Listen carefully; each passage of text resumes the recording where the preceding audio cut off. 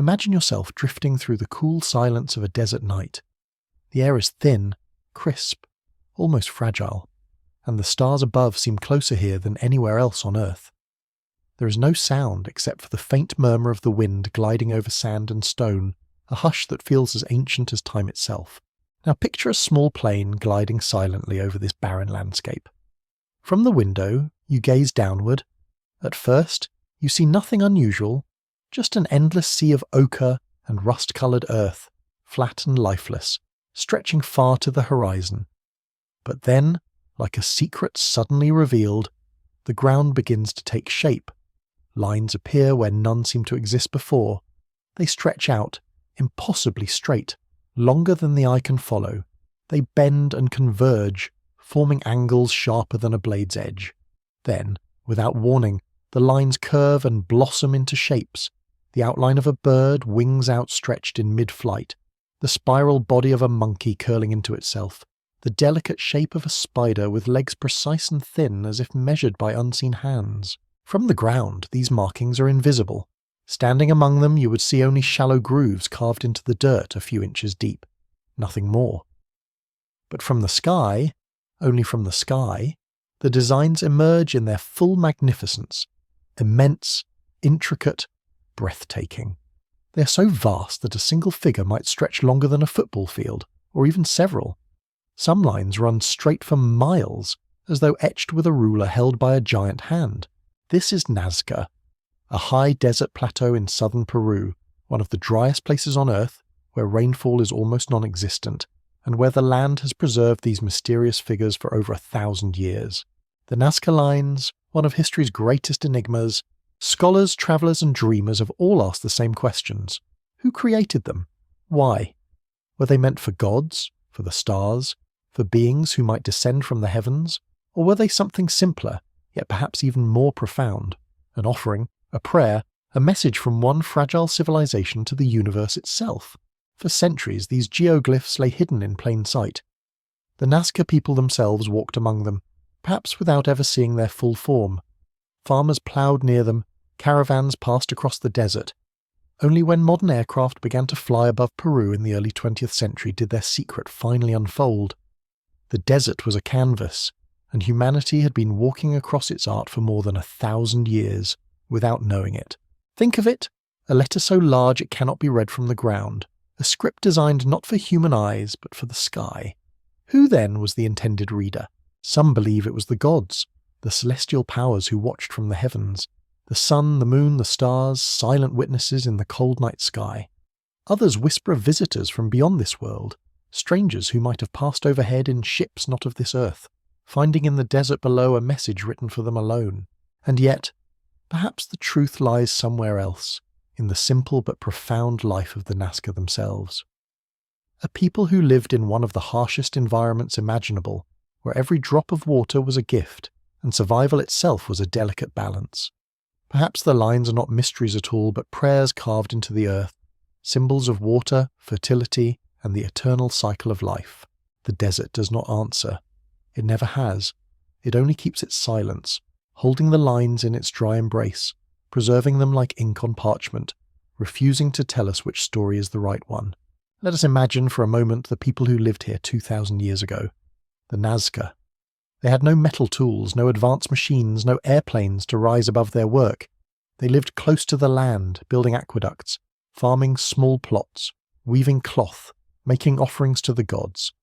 Yet somehow they conceived of something far larger than themselves, something that would outlive their own civilization. Perhaps one night, under the very same stars you can see now, they gathered on the edge of the desert. Torches flickered in the wind, casting long shadows. A priest or shaman raised a hand and spoke. Here we shall mark the earth. Here we shall speak to the sky. And so, step by step, with nothing but ropes, stakes and faith, they began to draw. Each groove was carved by human hands, each stone moved aside by human effort. Day after day, year after year, they walked and worked until the desert became a gallery of symbols. A spider to summon rain, a bird to call the wind, a monkey perhaps to mark the stars. Straight lines, stretching to infinity, as if connecting earth to heaven itself. Can you feel it? The hush of that ancient work? The rhythm of footsteps on dry earth, the scrape of stone against stone, the sound of voices chanting in the night. It is as though the desert still remembers, though the people themselves have long vanished. Even now, as you listen, picture yourself walking across that plateau. The ground is firm and lifeless beneath your feet, and the air is so dry that your lips crack with every breath. You cannot see the figure you are walking upon. All you see is desert, but above you, in the silence of the sky, the shape is whole, a spider with delicate legs drawn in perfect proportion, waiting to be seen. Is it not strange, then, that we can only truly understand the Nazca lines from above? That the people who created them never saw them in their entirety? Or did they? Could they have climbed the nearby hills to glimpse a fraction of the figures? Could they have imagined the rest in their minds, carrying the whole picture in memory and belief? Or did they create not for themselves, but for the unseen watchers, be they gods, stars, or something more? The mystery deepens when you realize how perfectly straight some of these lines are. Some run for more than 10 miles, never bending, never faltering. How did they do it, without surveyors' tools, without satellites, without flight? And why, in a place where water was life, did they devote such enormous energy to carving messages in the sand? Perhaps it was because the desert was the only canvas they had, and their survival depended not just on physical labour but on faith. To live in such a barren place is to believe in miracles, and so they created miracles of their own. Tonight, as we begin this journey into the heart of the Nazca mystery, I invite you to let go of certainty. Let go of the need for a single answer. Instead, allow yourself to walk into the desert, to hear its silence, to see the lines stretching into the horizon. Ask yourself, what would drive you, in a world without machines or maps, to draw on the earth a figure so large that only the gods could see it? The desert does not give answers, but it does give questions, endless questions like the endless lines that cross its face. And in those questions, perhaps, lies the true meaning of the Nazca lines, not as solutions, but as mysteries to contemplate, to dream upon, to fall asleep with. For the Nazca lines are not just art, they are not just science, they are not just myth, they are a conversation across time, a conversation between the living and the dead, between earth and sky, between the known and the unknown. And as we step into that conversation, we realize that perhaps the lines were never meant to be explained at all. Perhaps they were meant to be experienced, felt, wondered at. A letter written on the wind of the desert. A message to the sky. A whisper across centuries still waiting for you to listen. When we think of deserts, we often imagine emptiness. A place without life, without motion, without memory. Yet the Nazca Desert is not empty.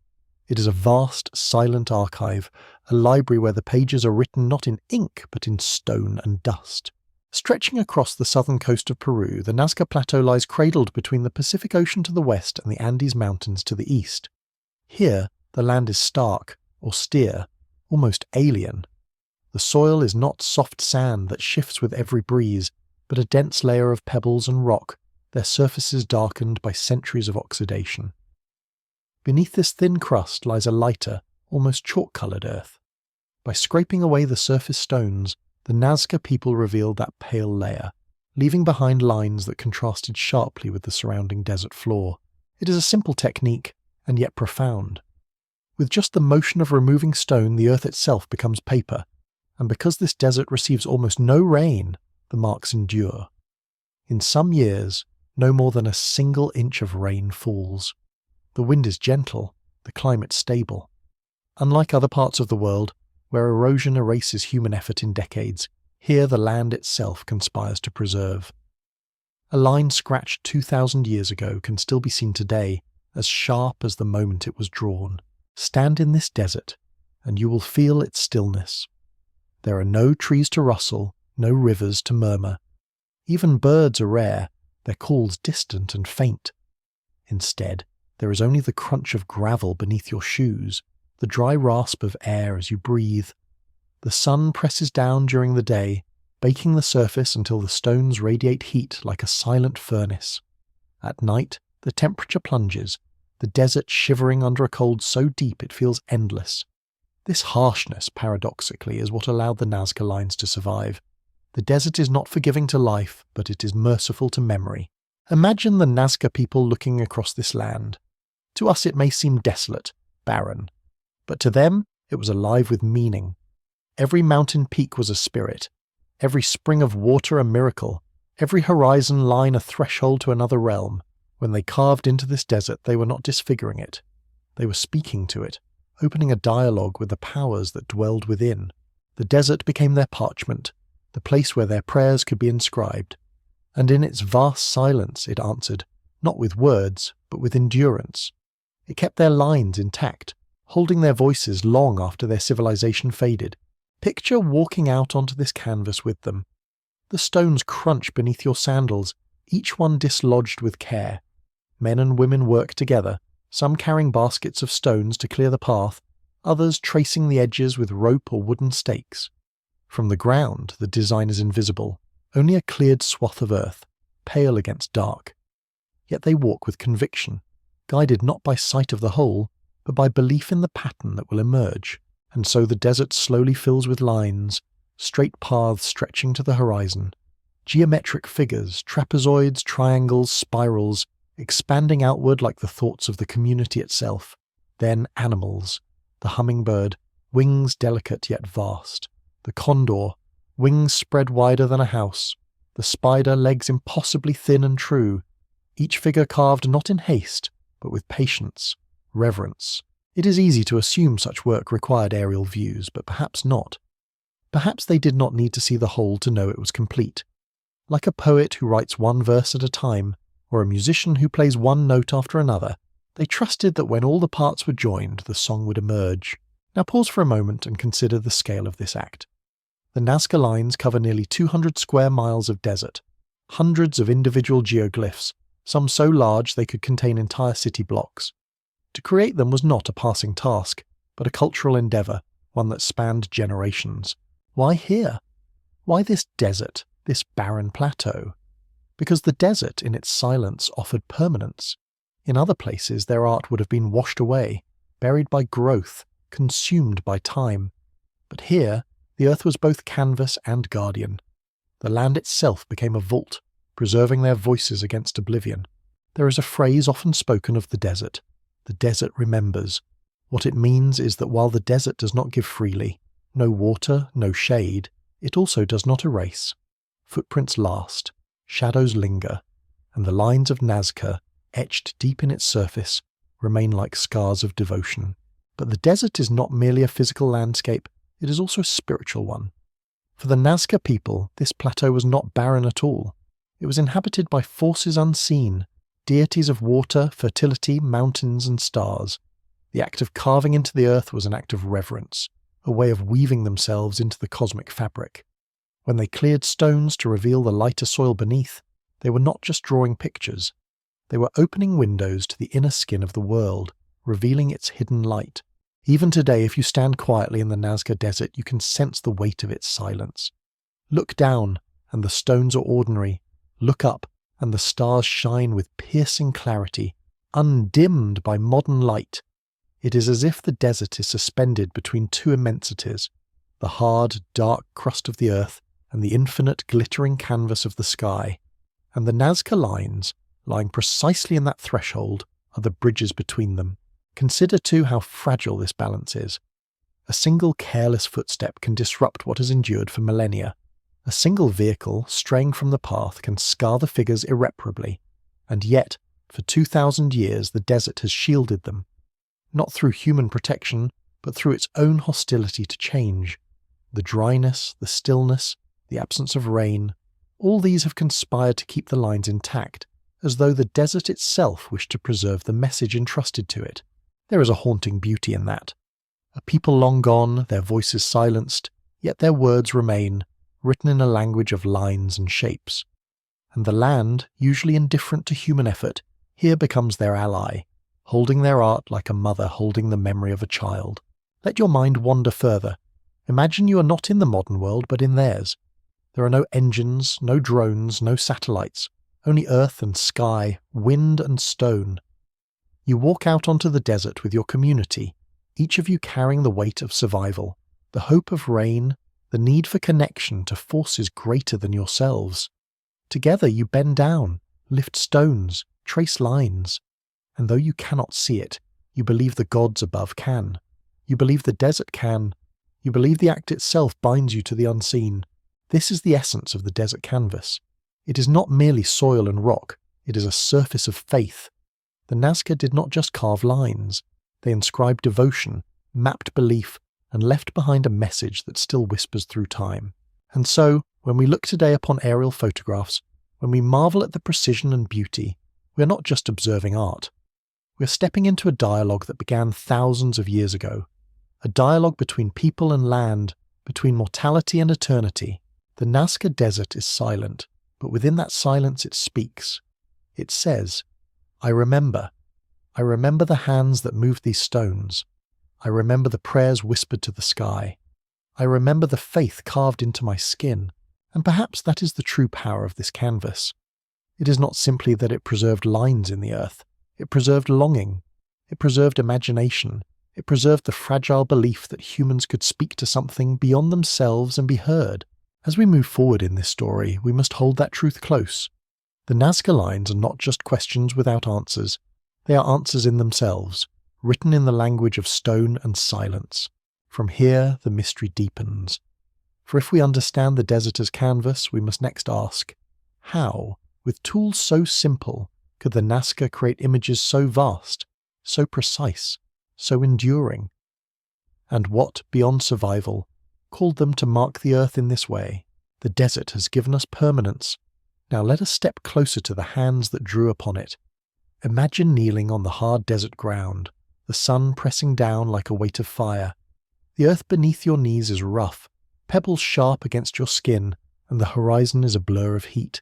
In your hands there is nothing extraordinary, just a rope twisted from plant fibers, a few wooden stakes driven into the soil, a bundle of simple tools. Yet with these, an ancient people reshaped the face of the desert. How, we ask, did they do it? How did the Nazca draw with such precision, creating lines that stretch arrow-straight for miles, trapezoids whose edges remain sharp, curves that blossom into birds and beasts large enough to cover entire hillsides? The secret, perhaps, is simplicity. The grid of faith. Archaeologists believe the Nazca may have used grids. Imagine marking out a large design on a piece of pottery or cloth. Small, manageable, something you can hold in your hand. Then imagine laying a net of squares over that design, dividing it into tiny sections. With ropes and stakes, the Nazca could have recreated that same grid, but on a monumental scale, each square not a few inches wide, but perhaps the length of a house, or even more. Within each giant square, workers traced the part of the image assigned to it, just as a painter fills one corner of a canvas. Slowly, section by section, the larger figure emerged. It is easy to picture this process. Lines of rope stretched taut across the desert, staked into place, forming invisible boundaries. Families or work groups take their places within each segment. One clears stones to mark a curve, another to carve an angle. A leader walks the perimeter, checking proportions, adjusting stakes. The desert becomes a workshop of geometry, the sky above the only witness to the whole, walking the lines. Yet not all figures are complex.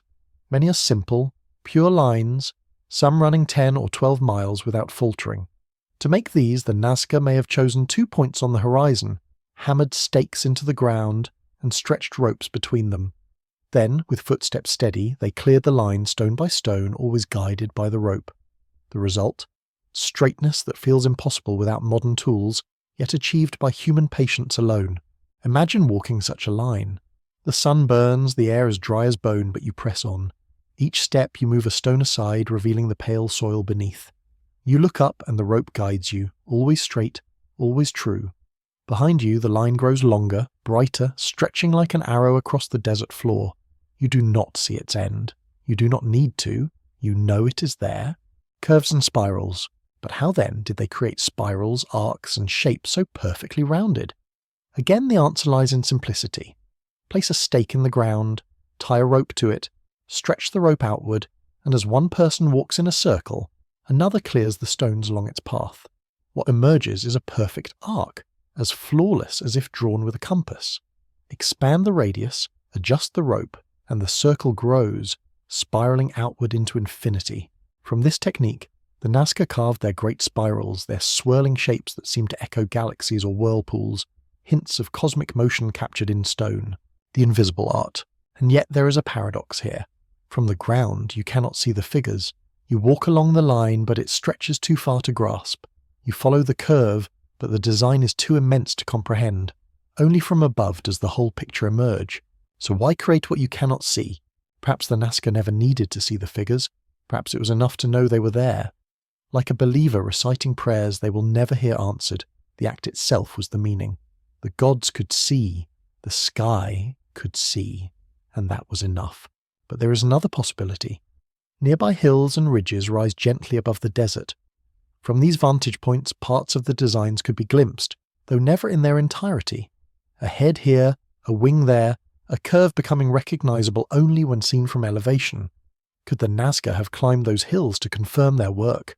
To marvel at a fragment, even if the whole remained hidden, still the thought lingers. Perhaps the figures were never meant for human eyes at all.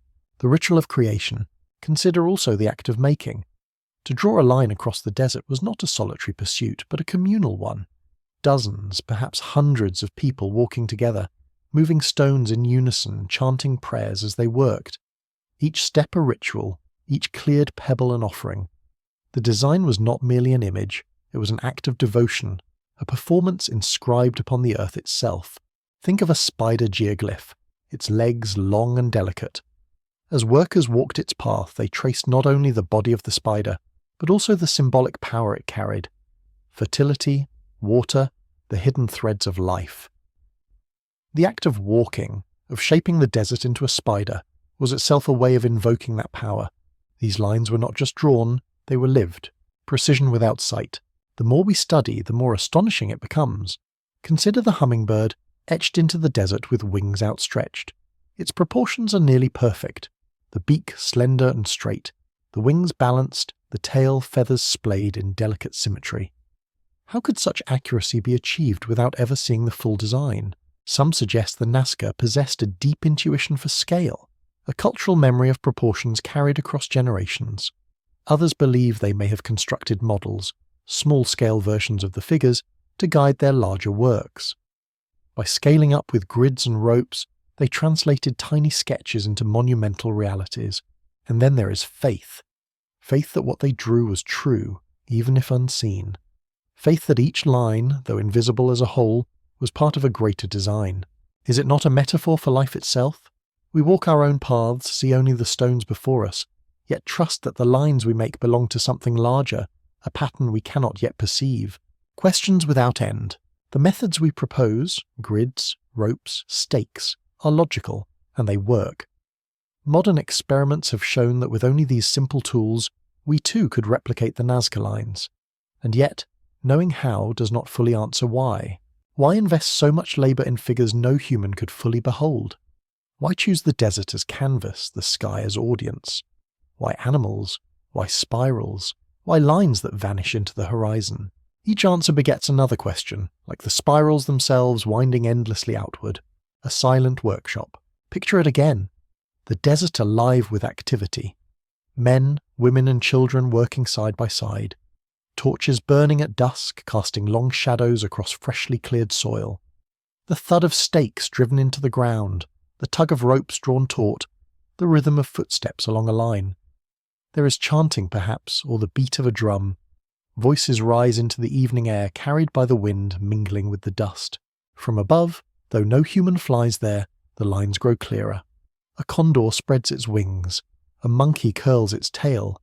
A straight line pierces the horizon. The desert itself becomes a temple, the earth transformed into a living scripture. The workers do not see the whole, but they feel it.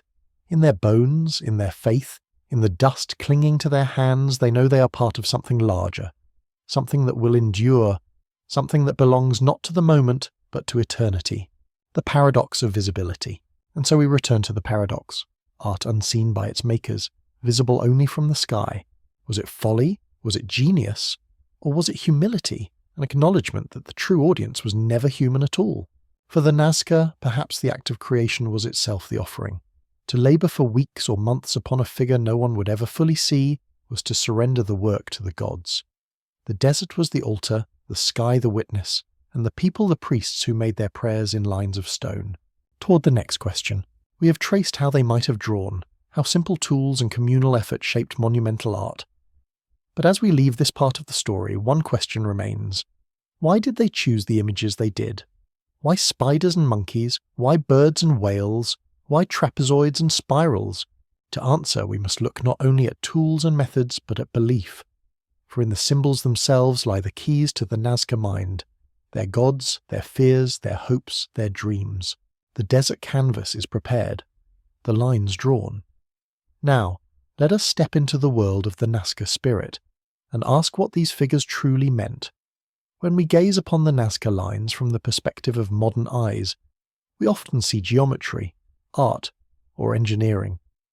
But to understand them as the Nazca themselves might have, we must set aside these lenses and enter into a different way of seeing.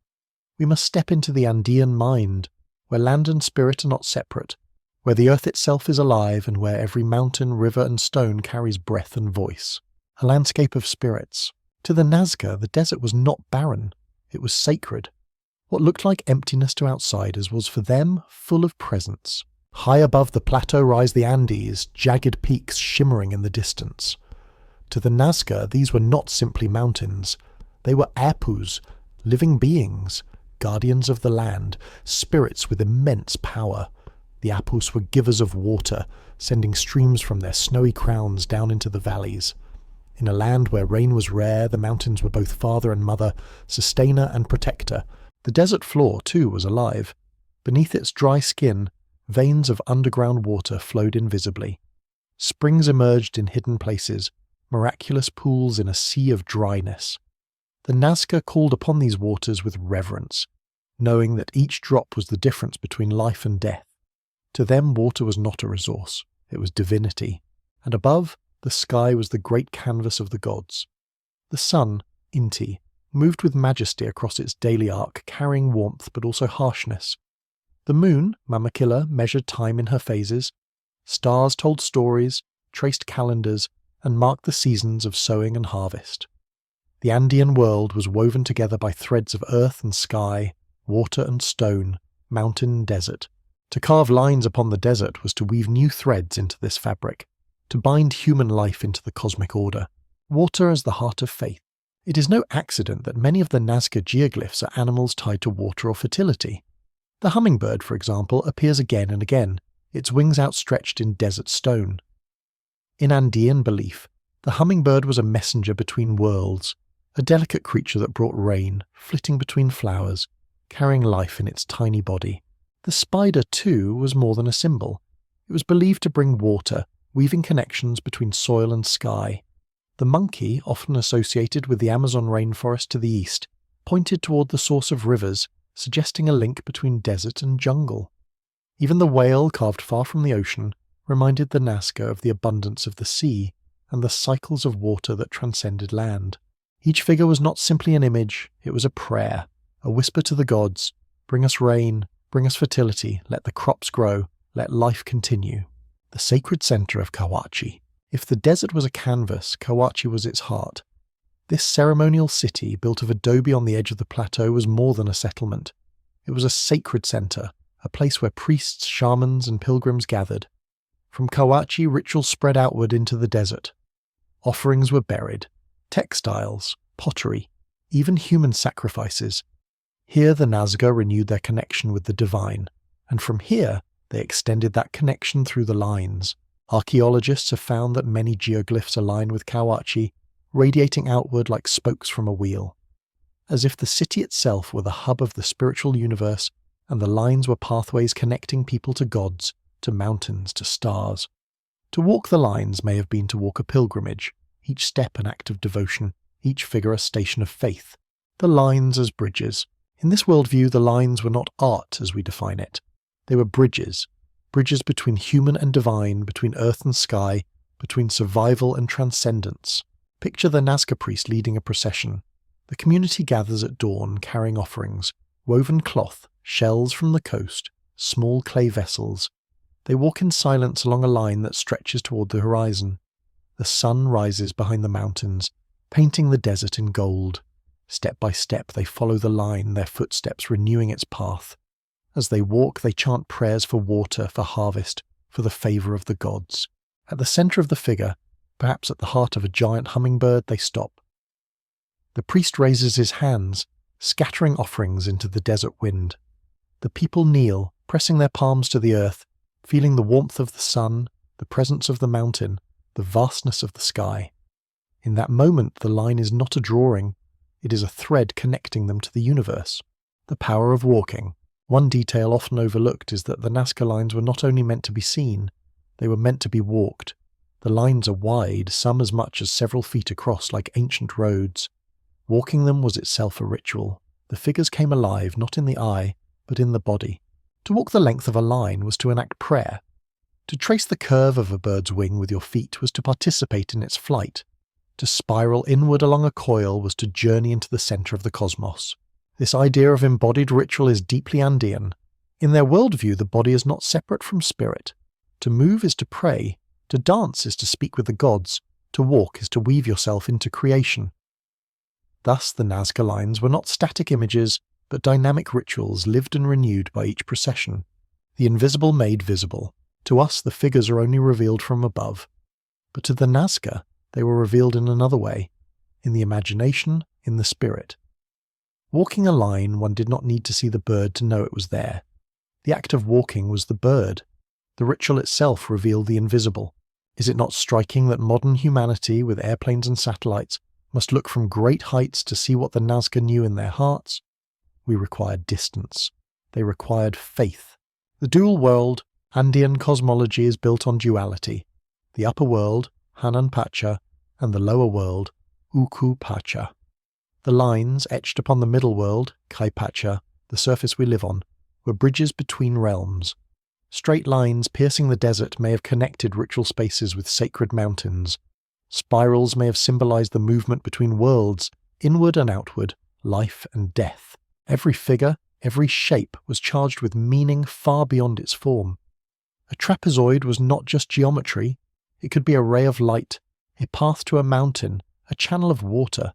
A bird was not just a bird, it was the embodiment of flight, of the sky, of the divine. A language of silence. Thus the Nazca lines were a language without words, written not for the human eye, but for the spirit. They spoke in silence, in shapes, in paths walked under the burning sun. They told stories of life and death, of water and drought, of sky and mountain. And because this language was carved into the skin of the desert, it endured. When the Nazca people themselves were gone, their villages empty, their voices lost, the lines remained, still speaking, though we can no longer fully understand the tongue. A prayer still whispering. Even today, standing upon the plateau, you may feel it. The hush of the wind across the stones, the endless sky overhead, the mountains watching from afar, and under your feet, the faint trace of a line, a whisper from 2,000 years ago. You cannot see the figure, you cannot grasp its whole, but you sense it as they once did. You walk upon it, and for a moment you too are part of the prayer. Toward the next question. The Andean worldview helps us understand the sacredness of the lines, their deep connection to water, fertility, mountains, and gods. Yet even with this knowledge, the mystery only deepens. For if the lines were prayers, if they were bridges, if they were offerings to the divine, why did the Nazca create them at such unimaginable scale? Why so many, across so many miles? What necessity, what urgency compelled them to cover their desert in these vast and silent messages? To explore this, we must step deeper into their rituals and ask, were the lines not only symbols but also maps?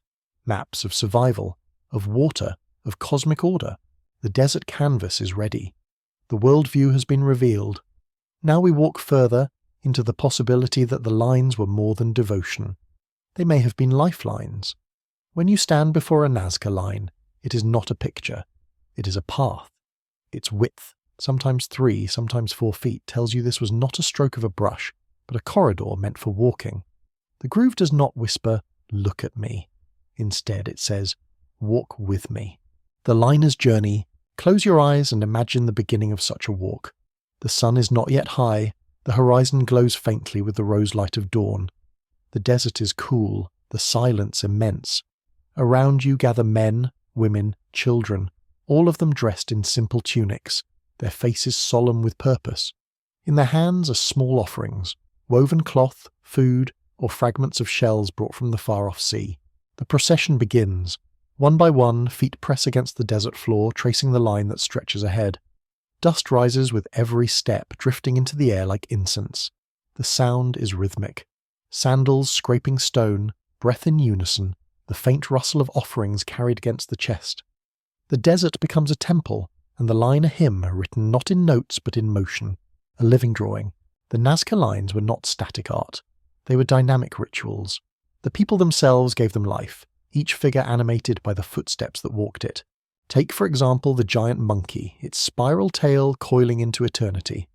To walk that tail was to enact the spiral of life itself, circling inward toward mystery, outward toward creation.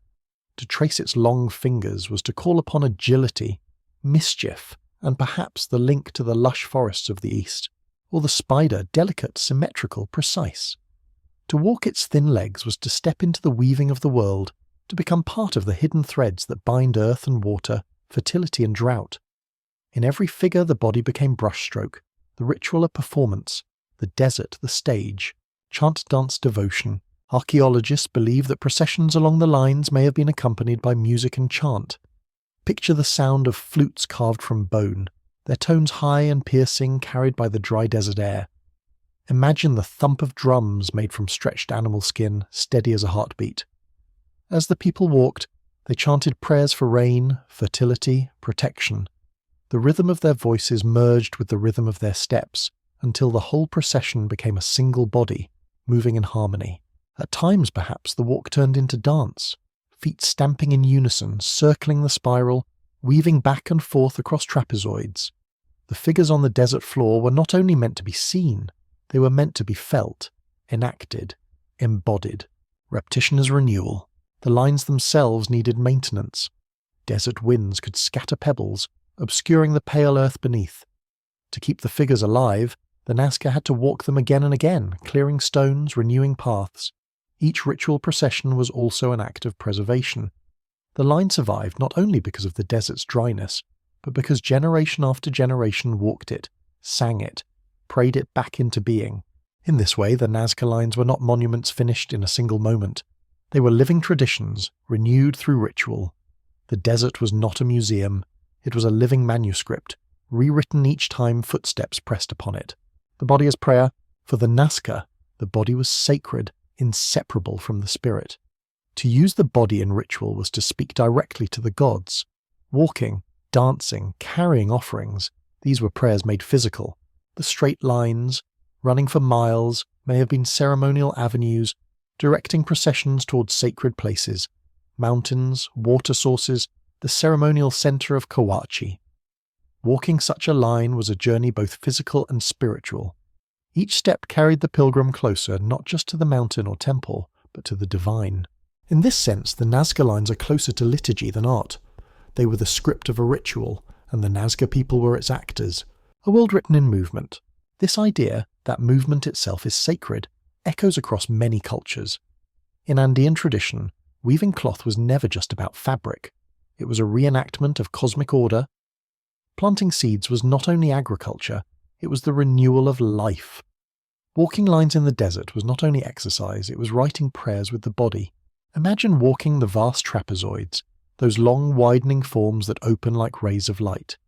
From the ground you would see only endless straightness, a narrowing or widening corridor of pale earth. But as you walked, perhaps you felt yourself moving into a different state. The trapezoid channeled not only your body but your spirit, directing it outward toward the horizon or inward toward a sacred space. The line is music. Think of the lines not as drawings but as songs. A straight line is a steady note, long and unwavering. A spiral is a melody, circling, returning, expanding. An animal figure is a chorus, each limb and curve a verse. Walking them was to perform these songs step by step, voice by voice, turning geometry into liturgy. To the Nazca, then, the desert was not silent. It was filled with music, music made of lines, heard not with ears but with bodies. Communal identity. Another layer emerges when we consider the social dimension. The lines were not the work of a single artist or even a small group of specialists. They required communities, families, neighbours, Entire villages may have gathered to create and walk them. In doing so, they reaffirmed their identity as a people. Each ritual procession was a reminder. We are Nazca. We belong to this desert, to these mountains, to these gods. Our footsteps are part of the great pattern. To walk the lines was to walk into belonging, a desert without mirrors, and yet, paradox persists. The people who walked the lines never saw them in full. They were like singers who never hear the whole song, only their own notes. Their faith was that the gods, or the sky itself, could hear the harmony they created. In this sense, the lines are acts of humility. The Nazca did not create them to be admired by human eyes. They created them for powers greater than themselves. The walk was an offering, a surrender of labour and time to the unseen.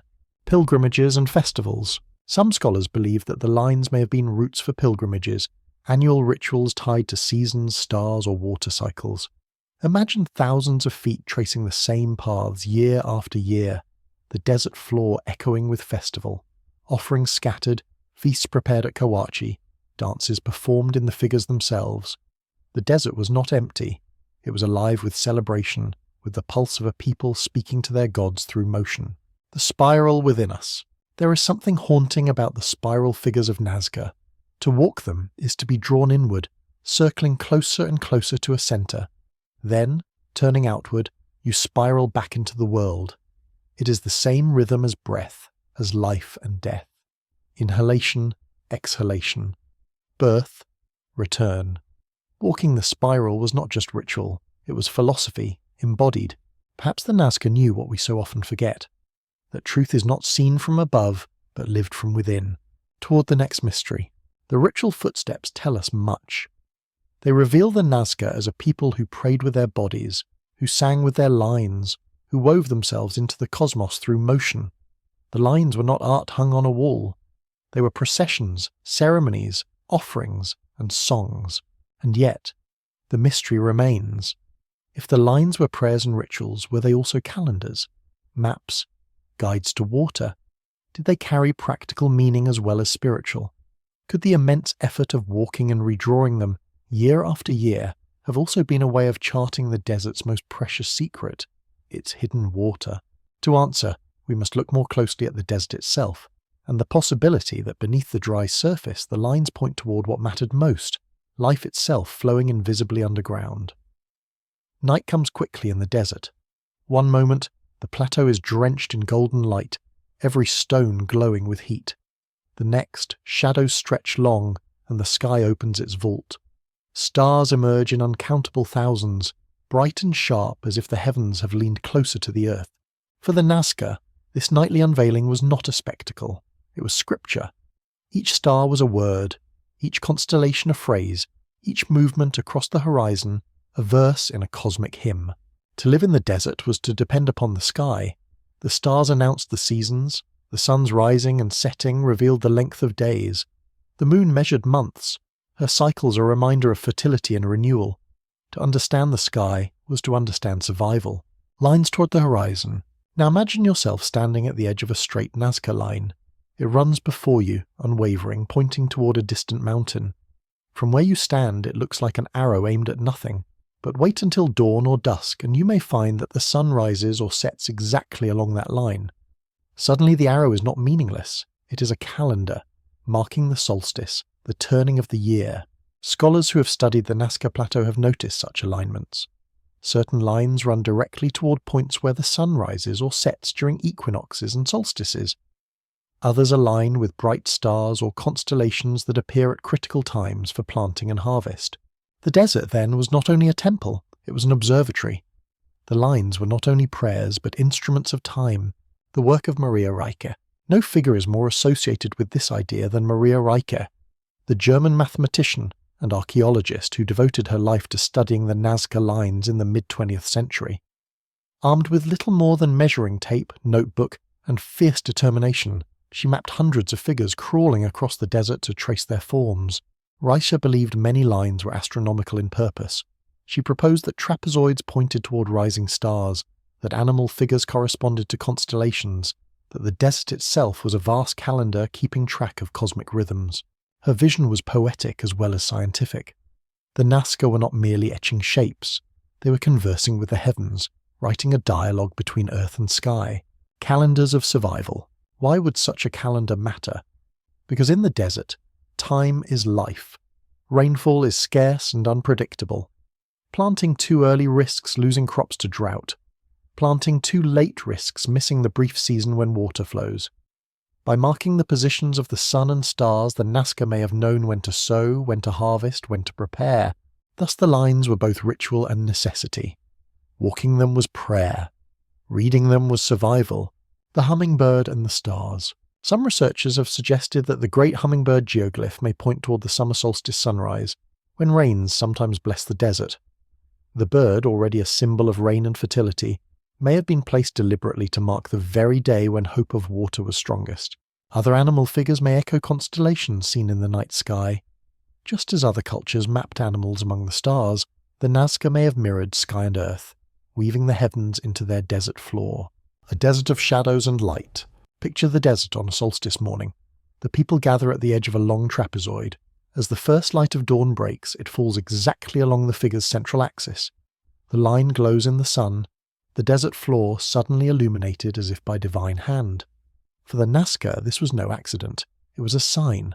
The gods had acknowledged their prayers, time had turned, the new season had begun. This is how a straight line becomes a calendar. Not by ink on paper, but by light upon stone. Rituals of renewal. If these alignments were indeed intentional, then the rituals of walking the lines were tied to cosmic events. Processions may have taken place not just at any time, but at specific dates. Solstices, equinoxes, star risings. To walk the lines was to participate in the turning of the universe. Each step renewed the bond between people and cosmos, between survival and eternity. The desert in this light was both temple and clock, the web of time. Look again at the plateau. Hundreds of lines cross one another, forming a web of directions, intersections, pathways. To us, it seems chaotic.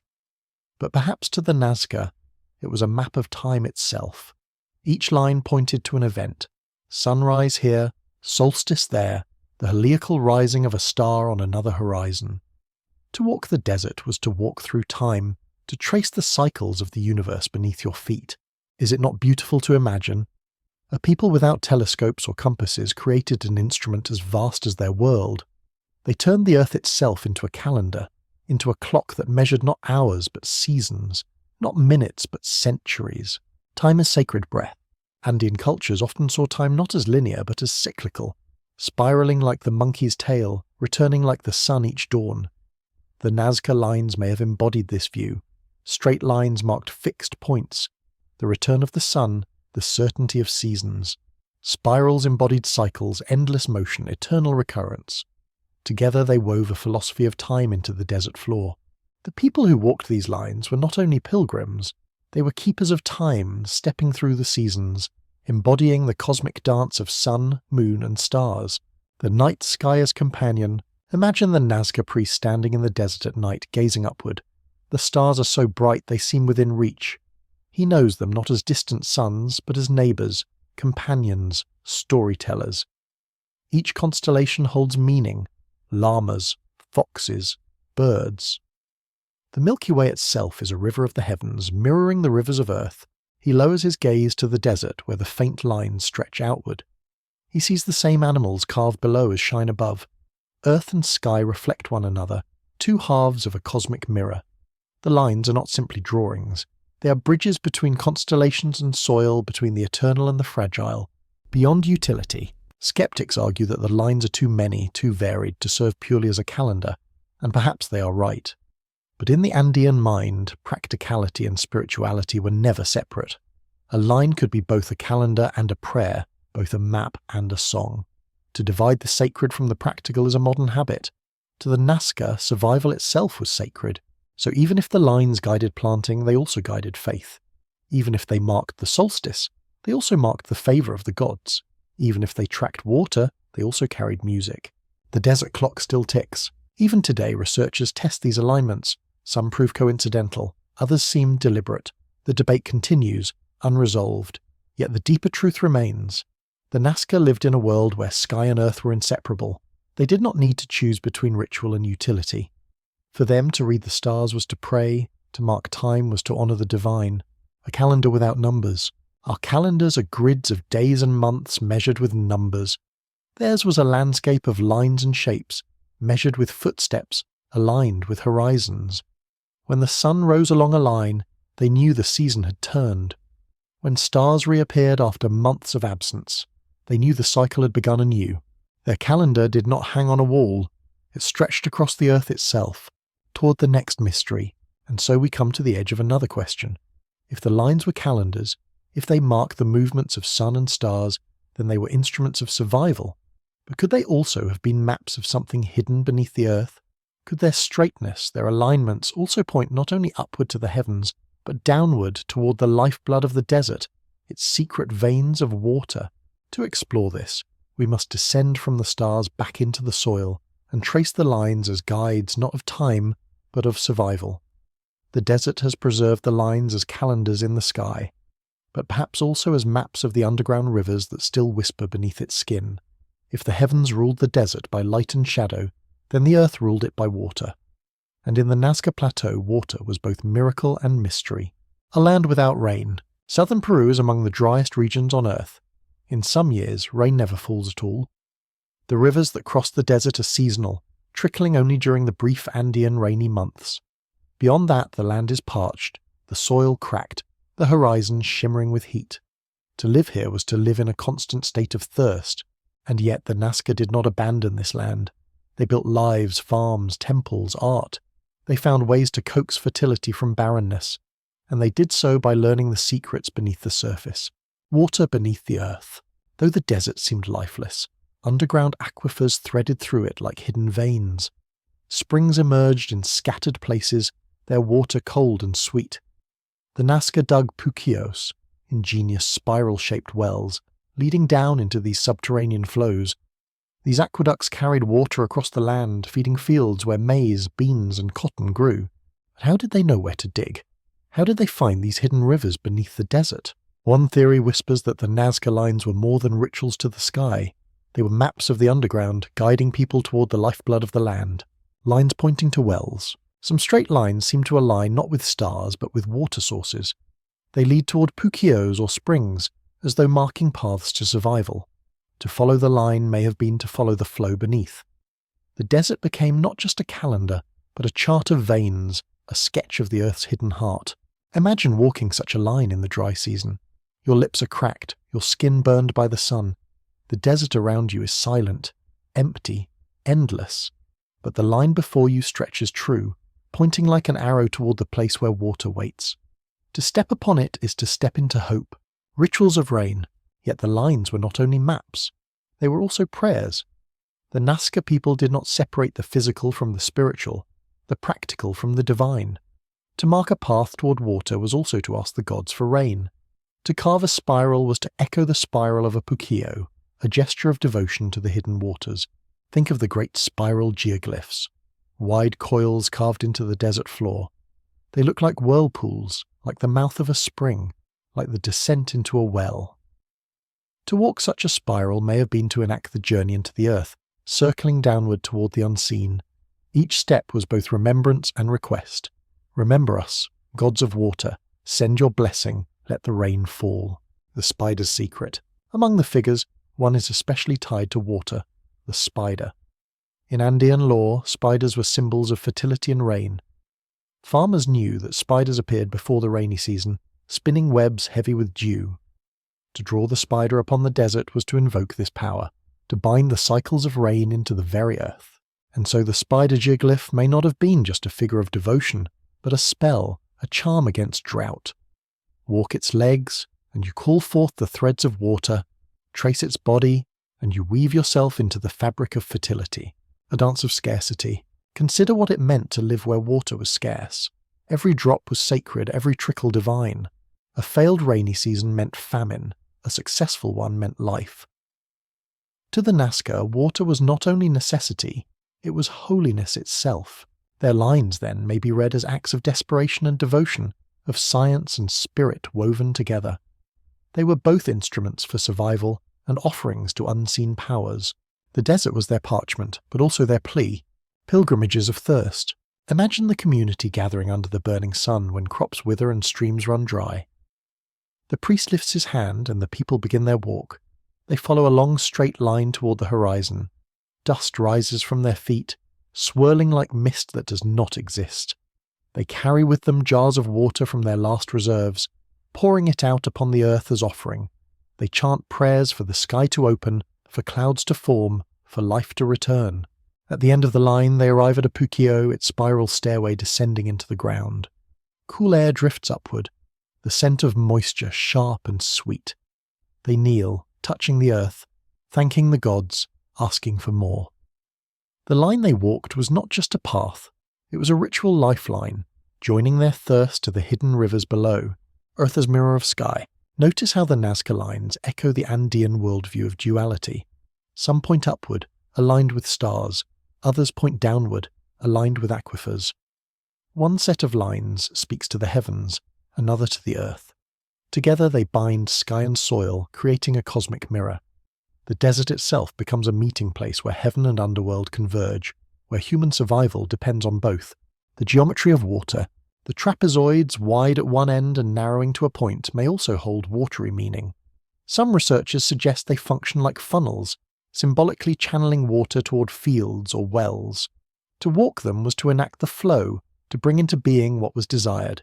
From above they resemble rays of light, or streams of water descending from mountains to plain. Perhaps they were both, for in the Andean mind, light and water, ski and river, were threads of the same cloth, offerings to the desert. Archaeological digs along some lines have uncovered offerings, shells from the ocean, fragments of pottery, small figurines. Many of these are tied to water. The shells carried inland from the Pacific symbolize the sea, the source of life-giving rains that rise as clouds. To place them upon the desert was to unite ocean and plateau, to call upon the cycle that moves water across the world. The Nazca, in this way, wrote their prayers not only in stone, but in gifts, scattering symbols of water upon the dry earth as reminders to the gods. A silent covenant. Walk the desert today, and the dryness is overwhelming. Your skin cracks, your tongue sticks to your throat, the horizon shimmers with illusions of water. It is easy to understand why water was everything to the Nazca. The lines they carved were not random. They were a covenant, a pact between people and gods, between desert and sky. We will walk these paths, renew them with our footsteps, carve your symbols into the earth, and in return, grant us water. Whether the gods answered or not, the people kept their side of the covenant. For centuries they maintained the lines, renewed the spirals, offered gifts. The desert, silent as ever, held their devotion in its stone skin. Survival is sacred. To us, survival is often thought of as separate from the sacred. We divide the practical from the spiritual, but to the Nazca they were one. To survive was to worship, to plant crops was to pray, to find water was to receive divine favour, and so the lines were both survival maps and sacred art, both practical guides and cosmic songs. This unity is what makes the Nazca lines so mysterious to us. We search for one answer, calendar or ritual, map or message, but perhaps the truth is all of them together, inseparable, woven like the threads of a spider's web. Toward the next mystery, the theory of water gives us insight into the Nazca mind, their reverence for survival, their devotion to the gods of fertility, their ingenuity in mapping the unseen. But even this explanation cannot contain the whole mystery, for what of the other figures, the ones that seem too extravagant, too immense, too strange to be only prayers for water? What of the great trapezoids stretching for miles, the animals whose proportions rival mountains, the lines so straight they seem meant not for earth, but for flight? The water beneath the desert explains much, but not all. And so, as with every attempt to solve the enigma, new questions arise. Were the lines also invitations, signals, or runways? Were they made not only for gods of water and mountains, but for beings beyond the world we know? The desert keeps its silence, the lines endure, and we, like the Nazca, are left to wonder whether the messages carved into the earth were meant for human eyes, or for others who came from beyond. The desert is vast, its horizon unbroken. Across it stretch the Nazca lines, straight as arrows, sweeping as rays of light, curling as spirals, balanced as the wings of birds. For centuries those who looked upon them asked a single question. How How could a people without metal tools, without compasses, without satellites or aircraft achieve such monumental precision? The paradox is this. The more closely we study the lines, the more we realize that the greatest technology of the Nazca may have been simplicity itself. The straightness of forever. Walk along one of the long Nazca lines and you will notice something uncanny. It does not waver. For miles it stretches, unwavering, unbent, as if drawn with a ruler pressed against the earth by a giant hand. Modern surveyors who have mapped these lines are astonished. The degree of straightness rivals at times the standards of modern engineering, yet the Nazca had nothing but ropes, stakes, and their eyes. How then did they do it? The answer may lie in patience. A stake placed in the earth, a rope stretched taut to another, a second stake hammered in, the rope pulled tight. 2 points create a line, and from that line others can extend. Each stretch of rope is limited, but when laid one after another, a path of perfect straightness emerges, arrowing across the desert. It is not a miracle, it is persistence, geometry and dust. Consider also the trapezoids and triangles, those great shapes widening or narrowing across the plain. Their edges are sharp, their proportions balanced. To create them, the Nazca may have used nothing more than right angles, ropes measured in segments, simple grids. Imagine them laying out a design on cloth, then scaling it up with cords and stakes square by square. The desert becomes a notebook, each square a magnified page. A spiral, too, needs no machine. One stake driven into the ground, a rope tied to it, then unwound slowly as a worker circles outward, clearing stones as he goes. The result, a perfect curve, as true as any compass could draw. The desert once more rewards patience. A workshop of silence. Picture the Nazca people at work. The air is still, the sun relentless. Small groups fan out across the plateau. One carries ropes, another hammers stakes into the gravelly soil. Others clear pebbles, piling them along the edges of the forming lines. Voices call across the plain carrying instructions. Children fetch tools, elders mark points. The work is not hurried, it is ritual, almost liturgical. Each step deliberate, each movement a thread in a larger design. There are no machines, no beasts of burden, no scaffolds towering over the desert. There are only hands, feet, ropes, stones, and time. And yet when the work is finished, the result is monumental, enduring, astonishing. The precision that baffles. Here lies the paradox. The simplicity of method does not diminish the wonder, it heightens it. When we see the straightness of the lines, we marvel because we expect imperfection. We imagine wavering paths, rough sketches. Instead, we find clarity, sharpness, intent. The desert bears no sign of fumbling. It speaks with confidence. This confidence is what baffles us. How could a people we label primitive achieve such mastery? And why devote such mastery to lines that no one could see in their entirety? The mystery of the Nazca is not that they lack technology. It is that they had enough, just enough, to create the unimaginable. Patience is technology. In our modern world, we measure technology in speed. Faster machines, quicker calculations, immediate results. For the Nazca, technology was not speed. It was patience. A rope stretched taut, adjusted by hand. A line cleared stone by stone. A figure walked step by step. Each act slow, steady, faithful. Perhaps this is the deeper lesson. That patience itself can be as powerful a tool as any machine. That with time, devotion and community, a civilization can write upon the earth works so vast that they outlast empires. The illusion of complexity. Many who first saw the lines from airplanes assumed they must have been made with advanced tools, perhaps even with help from beyond this world. How else could such vast precision exist? But complexity is not always required for greatness. Sometimes the simplest methods, repeated with devotion, achieve results that seem impossible. The Nazca remind us that technology is not only metal and engines, it is also geometry, rope, patience, and faith. The act of maintenance. Another forgotten element is maintenance. The lines were not carved once and left to time. They were renewed, walked again and again, cleared of stones each season. Each procession, each ritual, was also a restoration. The act of devotion was the act of preservation. In this sense, the lines were not monuments fixed in a single moment. They were living projects sustained by generations. The technology was not only in the tools but in the tradition, the passing down of knowledge, the teaching of proportions, the memory of alignment. The human scale of the superhuman stand within one of the great figures, the hummingbird perhaps, From the ground, it is nothing but a pale corridor curving left and right. You see no bird, no wings, no beak. You see only a path to follow. And yet, when viewed from the air, the figure emerges, delicate, graceful, perfect. This is the essence of the Nazca's genius. They did not need to see the whole to create it. They trusted the parts. They trusted the process. They trusted that the invisible whole existed, even if their own eyes never beheld it. What greater technology is there than faith? The silence of tools. Archaeologists have found few artifacts that explain the making of the lines.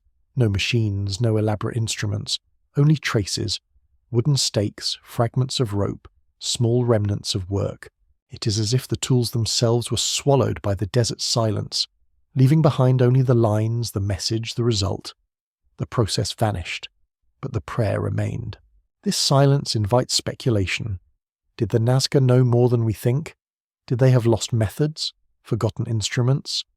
Or is the truth far simpler, that with nothing more than what we dismiss as primitive, they achieved what we still struggle to comprehend, the power of perception? It is tempting to say the Nazca could not have made the lines without flight, without maps, without knowledge beyond their time. Yet here they are, etched into the desert, proof that they did. The problem, perhaps, is not theirs. It is ours. We struggle to believe that patience, simplicity, and community can achieve greatness. We prefer to imagine extraordinary explanations. But sometimes, the extraordinary is born of the ordinary, repeated with devotion until it becomes immortal. Lessons in simplicity. What, then, do the lines teach us about technology? That the most powerful tools are often the simplest. That time, patience, and faith can rival machines. That complexity is not always the path to eternity. In the desert, the Nazca remind us of a truth we too easily forget. The earth itself is a tool, if only we learn how to listen to it, toward the next mystery. And yet, even as we marvel at their simplicity, questions remain. Why were the lines so vast, so precise, so enduring, if their makers never saw them whole? Why create what you cannot see? Was the true audience the gods, the sky, the stars, or something else entirely? It is here that speculation turns outward, beyond the bounds of simplicity. For some, the scale itself demands an explanation beyond earthly patience. Perhaps they suggest the lines were made not only for gods of rain and sun, but for visitors from beyond the sky. Thus, as one mystery resolves, another opens. From the simplicity of ropes and stakes, we turn toward the possibility of runways, beacons, and otherworldly guests. The desert remains silent, the lines endure, and our wonder only deepens. The desert is silence, the lines are silence, and yet silence often invites the loudest questions. For centuries, the Nazca lines remained unknown beyond the high valleys of Peru. Then, in the 20th century, pilots flying overhead saw them for the first time from the sky. Giant trapezoids stretching for miles, vast straight lines crossing the plateau, forms that looked to modern eyes strangely familiar. From above, some shapes resembled airstrips, wide rectangles of cleared earth, their ends narrowing into precise points, their surfaces flat and seemingly prepared for descent. The sight was uncanny. How could a culture without flight create what looked so much like runways? And so the imagination leapt. The ancient astronaut hypothesis. Few voices have been more influential in shaping public fascination with the Nazca lines than that of Erich von Däniken, whose 1968 book Chariots of the Gods captured the imagination of millions. Von Däniken proposed that the great trapezoids and long straight paths were not ritual walkways or astronomical calendars. They were landing strips, runways. To him, the lines were not only messages to the sky, but invitations, beacons for extraterrestrial visitors descending from above. The argument was simple, seductive, and powerful. If the Nazca could not see their own designs, then who were they for? If the shapes resembled airstrips, then perhaps that is what they were. The allure of the impossible. Imagine standing at the edge of one of the great trapezoids. It stretches out before you, wider than a city street, narrowing toward the horizon. From above, it looks like a perfect landing corridor. From the ground, it feels endless. To walk across it is to feel small, as if you're not the true audience, as if something larger, something beyond, was meant to descend upon it. This is the allure of the theory, the feeling that what lies before us is too vast, too precise, too otherworldly to belong only to human hands. The deserter's runway. Speculation grew. Some proposed that visitors from the stars, beings with flying craft, landed on the Nazca Plateau, using the trapezoids as guidance.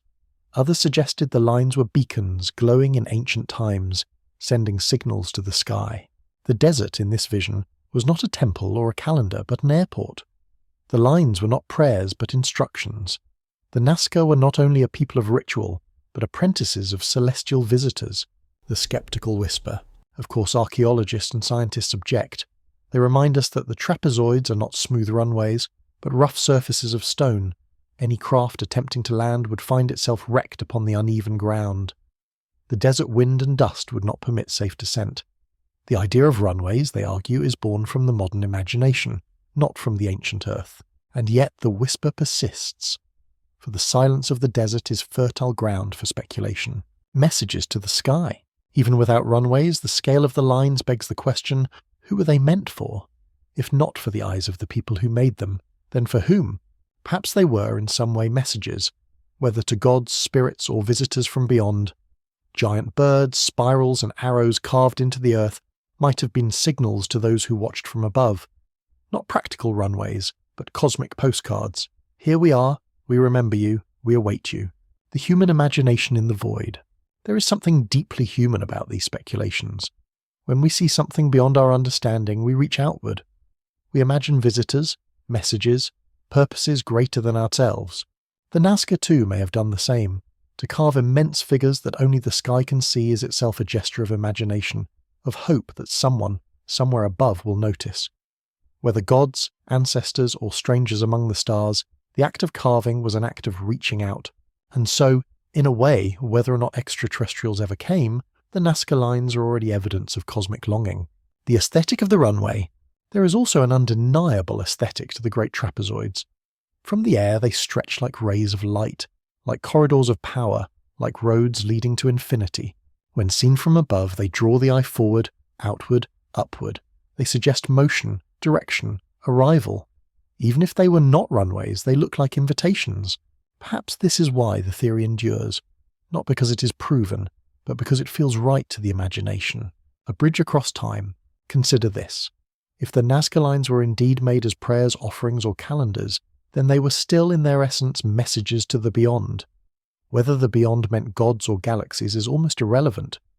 What matters is that the people of Nazca reached outward, beyond the limits of their own vision, beyond the boundaries of their own horizon. In this, they are not so different from us. We too look at the sky and wonder if someone is watching. We send probes into space, golden records engraved with music and images of our world, hoping some distant intelligence might one day receive them. The Nazca carved their golden records into the earth itself, visible only from the heavens. We call their work primitive. Yet perhaps it was the first interstellar message, written not in radio waves, but in stone, the silence of evidence. Still, the desert remains mute. There is no proof of visitors, no traces of machines, no relics of otherworldly ships. Only the lines endure, whispering possibilities but never confirming. And perhaps that is the essence of their power. If they were simply runways, if we discovered tire marks or metallic debris, the mystery would end. But the desert offers no closure, only suggestion. The lines are a stage upon which the imagination plays, between skepticism and wonder. To dismiss the runway theory outright is to lose something. To embrace it blindly is to lose something else. The true gift lies in the tension between skepticism and wonder, for in that space of uncertainty our minds open. We question the past, we question ourselves, we question the boundaries of what is possible.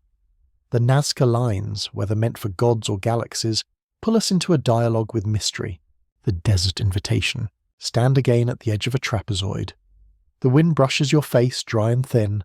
The horizon shimmers with heat. The line before you narrows to a point in the distance, as if leading into eternity. You walk forward, step by step. The line beneath your feet stretches straight, unwavering. Above you the sky is vast, endless, eternal.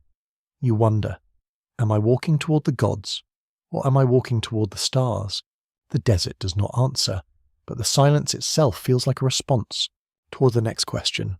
The idea of runways and visitors from beyond may never be proven, yet it persists, woven into the fabric of the Nazca mystery. Still, Even without celestial travellers, the Nazca's achievement is no less extraordinary. For whether the lines were meant for gods, stars, or strangers among the galaxies, they required immense human effort, coordination, and vision. And that, in itself, is a wonder. As we leave behind the speculation of runways, we must also consider another possibility, one no less astonishing, though more grounded. Could the Nazca themselves have found a way to take to the sky, if only briefly? Could they have floated above their lines in fragile balloons, glimpsing what their feet alone could not reveal? The desert holds its breath. The story unfolds, and we step into the next mystery. The desert is a canvas so immense it cannot be read by those who walk upon it. From the ground, the Nazca lines are shallow furrows, pale against darker soil. They stretch onward, unending, incomprehensible. Only from the sky do they resolve into hummingbird and monkey, condor and spiral. And so the question rises like a breath of wind. Did the Nazca ever find a way to see their own work? A dream of flight? For centuries, scholars assumed the answer was no. The Nazca lived close to the soil, tied to earth and water. Their lives depended on irrigation, not imagination. But then came whispers, fragments of evidence, hints that perhaps, just perhaps, the people of the desert might have lifted themselves into the air. The theory is simple: balloons. Primitive hot air balloons, woven of cloth sealed with resin, lifted by fire. Could such fragile machines have risen above the desert 2,000 years ago? Could the Nazca have floated over their own lines, gazing upon the vast designs they carved? The experiment of flight. In the 1970s, two Americans, Jim Woodman and Julian Knott, decided to test the idea. They studied the materials available to the Nazca: cotton textiles, abundant in the region, ropes of natural fibres, gourds and clay for fire. With these they built a balloon. Its skin was patchwork cloth stitched by hand. Its basket was a simple harness. They filled it with hot air from a fire pit, flames licking upward into the fabric dome. And then, against all expectation, the balloon rose. Slowly, uncertainly, but undeniably, it lifted into the sky. Woodman himself rode in the harness, dangling beneath the balloon as it drifted above the desert floor. He called the craft Condor 1. It was ungainly, dangerous, fragile, but it flew. Their conclusion was not that the Nazca definitely used balloons, but that they could have. With the materials at hand, flight was possible. The possibility of the impossible. The idea electrifies the imagination. Picture it. Nazca priests and artisans gathering at dawn, their cotton textiles sewn together, their fire pit blazing. The balloon, like a great gourd, fills with heat, trembling against the ropes that hold it down. The crowd chants, drums pound. Slowly the balloon rises. A chosen figure, perhaps a priest or shaman, dangles beneath it, lifted into the air. Gasps and prayers echo as he ascends, higher and higher, until the desert unfolds beneath him. From that height the hummingbird is whole, the monkey complete, the spider delicate and perfect. For the first time, human eyes see what human hands have made. The shaman looks down, arms outstretched, and cries out to the gods, "We have seen what you see!" The balloon drifts, fragile, perilous, but for a moment the desert speaks in its entirety. The symbolism of flight. Even if the balloon was only myth or experiment, its symbolism resonates. In Andean thought, the shaman was often seen as a traveller between worlds, the earth below, the sky above, the underworld beneath. To rise into the air, even briefly, would embody this role. Flight would not be spectacle, but ritual. To see from above was not curiosity, it was communion with the divine. The balloon, then, may have been less about utility and more about ceremony. A single ascent, even for minutes, could have confirmed faith. The lines are whole, the gods can see. We too have glimpsed their vision. Skepticism and shadows. Of course, most scholars remain skeptical. The dangers are obvious.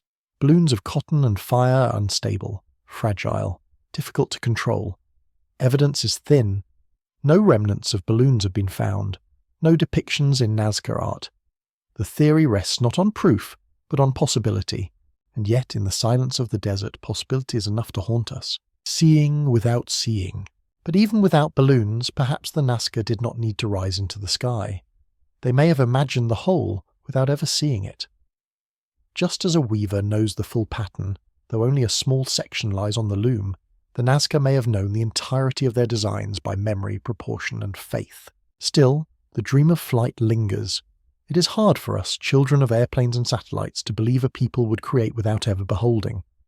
And so we imagine balloons, fragile wings, ways of ascent. Perhaps our longing says more about us than about them. We yearn for vision. We cannot accept art unseen. The Nazca perhaps accepted mystery. The desert sky. Stand in the desert night and you feel the weight of the sky. Stars crowd the heavens, so many and so bright that they seem within reach. The Milky Way spills overhead, a river of light. In such a world, flight is not fantasy but invitation. To rise even a little, to float above the earth, would feel like stepping into the realm of the gods. The balloon theory, whether true or not, embodies that invitation. It whispers that the Nazca may have shared our dream of leaving the ground, of rising to meet the stars. Condor in the sky. It is no accident that Woodman named his balloon Condor Vereen. The condor, sacred bird of the Andes, is a messenger between worlds. It soars higher than any other creature, its wings spanning the mountains, its shadow gliding over valleys. To fly in a balloon would be to become the condor, to embody its role as mediator between human and divine. Perhaps the lines of birds upon the desert were not only images, but prayers for flight. Perhaps the Nazca yearned not only for rain and fertility, but for the vision of the gods themselves. The fragility of faith. The beauty of the balloon theory lies not in its certainty, but in its fragility. Like the balloon itself, it drifts on currents of speculation, delicate, ephemeral. It may collapse under scrutiny, but it remains luminous in imagination, and perhaps that is fitting. For the Nazca themselves created works both fragile and enduring, fragile in their material, enduring in their meaning. The balloon theory too is fragile in evidence but enduring in wonder. Between earth and sky, the Nazca lived in tension between earth and sky. Their survival depended on water hidden underground. Their rituals depended on gods above. The lines bridged these realms, etched into the middle world of the desert surface. Flight, even imagined, completes this triad. To rise above the lines is to inhabit the sky. To descend into Puquios is to touch the underworld. The Nazca existed in all three realms at once. Toward the next mystery, whether or not balloons ever rose above the desert, the possibility is itself a kind of poetry. It reminds us that the Nazca were dreamers as well as survivors, people who reached beyond the limits of sight, who carved prayers too vast for their own eyes. And so the question remains, if the Nazca sought communion through flight, if they longed to see their own designs, what did they believe they were communicating? Were the lines messages to the gods, mirrors of the cosmos, whispers to the stars? Or were they something stranger still, attempts at communication with beings beyond human, beyond earth, beyond comprehension? The desert does not answer, the lines stretch onward, and the mystery deepens. Every culture tells stories through symbols. In books, in songs, in carvings of stone or wood, humans weave meaning into form. The Nazca, too, told stories, but theirs were written across the desert in lines so vast they stretch beyond the human gaze. If we listen, if we allow our imagination to stand where theirs once stood, perhaps we can hear the language spoken by these figures. For each one is more than an image. Each one is a prayer, a myth, a fragment of a story whispered to the gods. The hummingbird, messenger of rain. Among the most graceful figures is the hummingbird. Tiny in life, immense in stone. Its wings spread wide, its beak long and straight, poised as if sipping nectar from the sky itself. In the Andean imagination, the hummingbird is a messenger between worlds. It darts from flower to flower, carrying pollen, carrying life. It is a bringer of rain, for when the rains come, the flowers bloom, and the hummingbird thrives. To carve the hummingbird into the desert was to summon rain, to call the sky to bloom. Its wings, traced by human footsteps, became a spell for water in a land of thirst. The spider, weaver of fertility. Another striking figure is the spider, etched delicately with thin, long legs.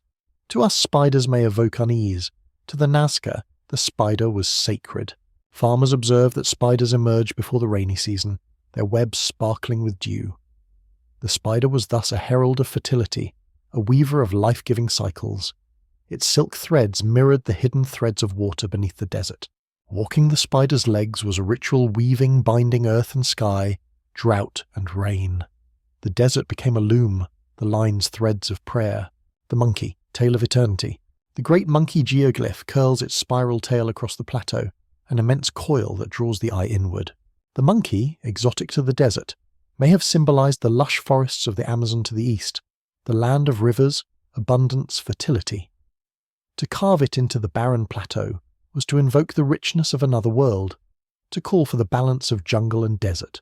Its spiral tail is itself a symbol. Spirals recur across Nazca art, mirroring whirlpools, galaxies, the cycles of time.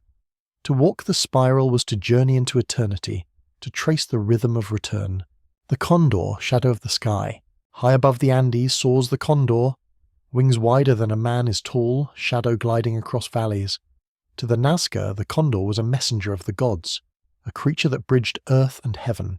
The condor geoglyph stretches immense upon the desert, wings outspread as if to lift the entire plateau. Its beak points skyward, its feathers carved in careful proportion.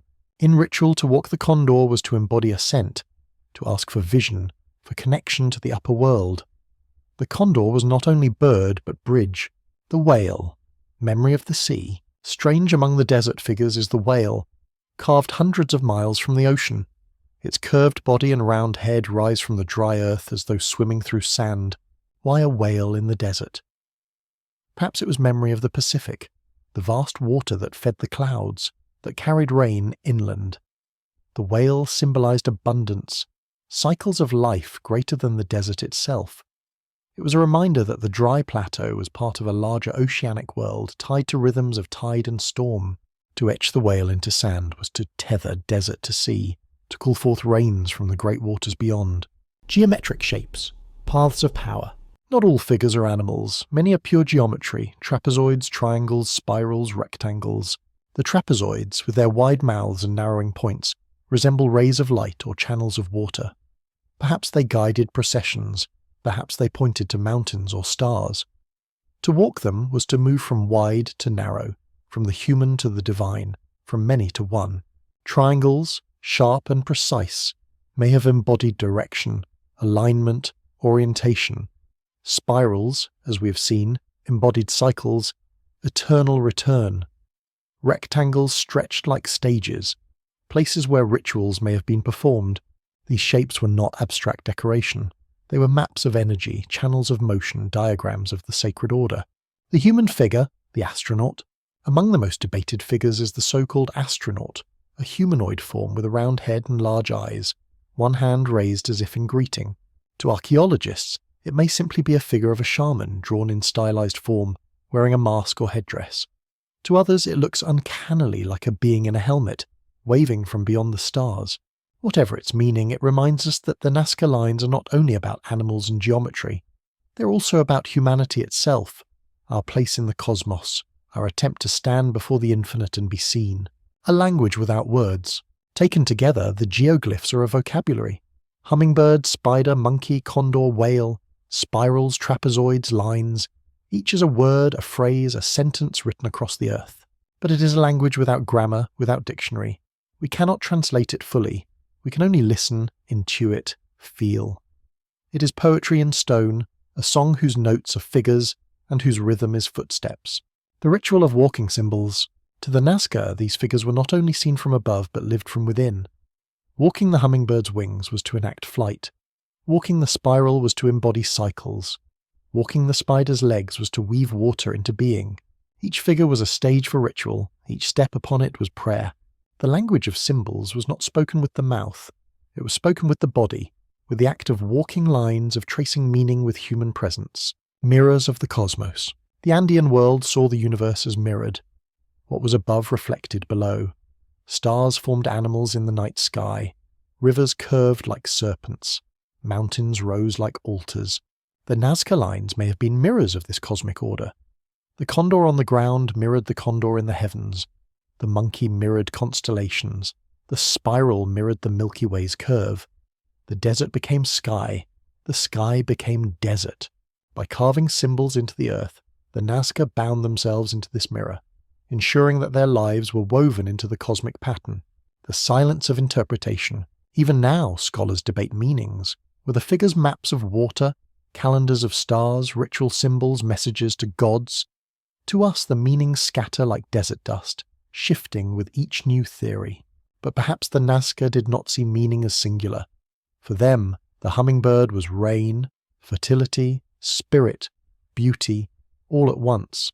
The spider was water, weaving, life, death, all at once. Their symbols were not boxes with one answer. They were doors opening into mystery, toward the next question. The symbols tell us much. They reveal a people who saw the world not in fragments, but in patterns, not in separations, but in mirrors. Their geoglyphs were not only images, but prayers, myths, rituals, calendars, maps, and mysteries all at once. And yet, even as we listen to their silent language, the question deepens. If these figures spoke to gods, to stars, to spirits, then what was the ultimate purpose? What message did the Nazca believe they were sending? Were the lines records of their world, or invitations to another? Were they meant to honour the cycles of nature, or to summon visitors from beyond? The desert does not reply. The symbols remain, and we, like the Nazca, are left to walk their lines, to feel their meanings beneath our feet, and to wonder what story the desert still whispers. The Nazca lines slept in silence for centuries. Their makers vanished, their rituals forgotten. The desert kept their memory, holding the figures in dry embrace.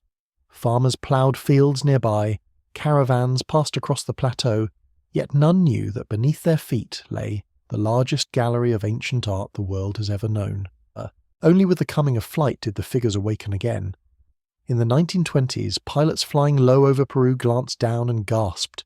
Lines stretching across the land, animals spread like shadows, trapezoids and spirals vast as cities. What had been invisible from the ground was suddenly unveiled from the sky. Since then, each new technology has given the Nazca lines new life. The eye of the airplane. The first aerial surveys revealed dozens of figures. Photographers leaned from planes with cameras, capturing for the first time the hummingbird's wings, the monkey's spiral tail, the condor's broad form. For many years, study depended on such flights. Scholars mapped the desert with photographs, piecing together the puzzle one print at a time. Among them was Maria Reicher, the lady of the lines, who devoted her life to crawling across the desert floor, tape measure in hand, notebook under the blazing sun. She preserved, measured, argued, dreamed. Without her, many of the figures might have been lost to erosion or neglect. Yet even with her dedication, much remained hidden.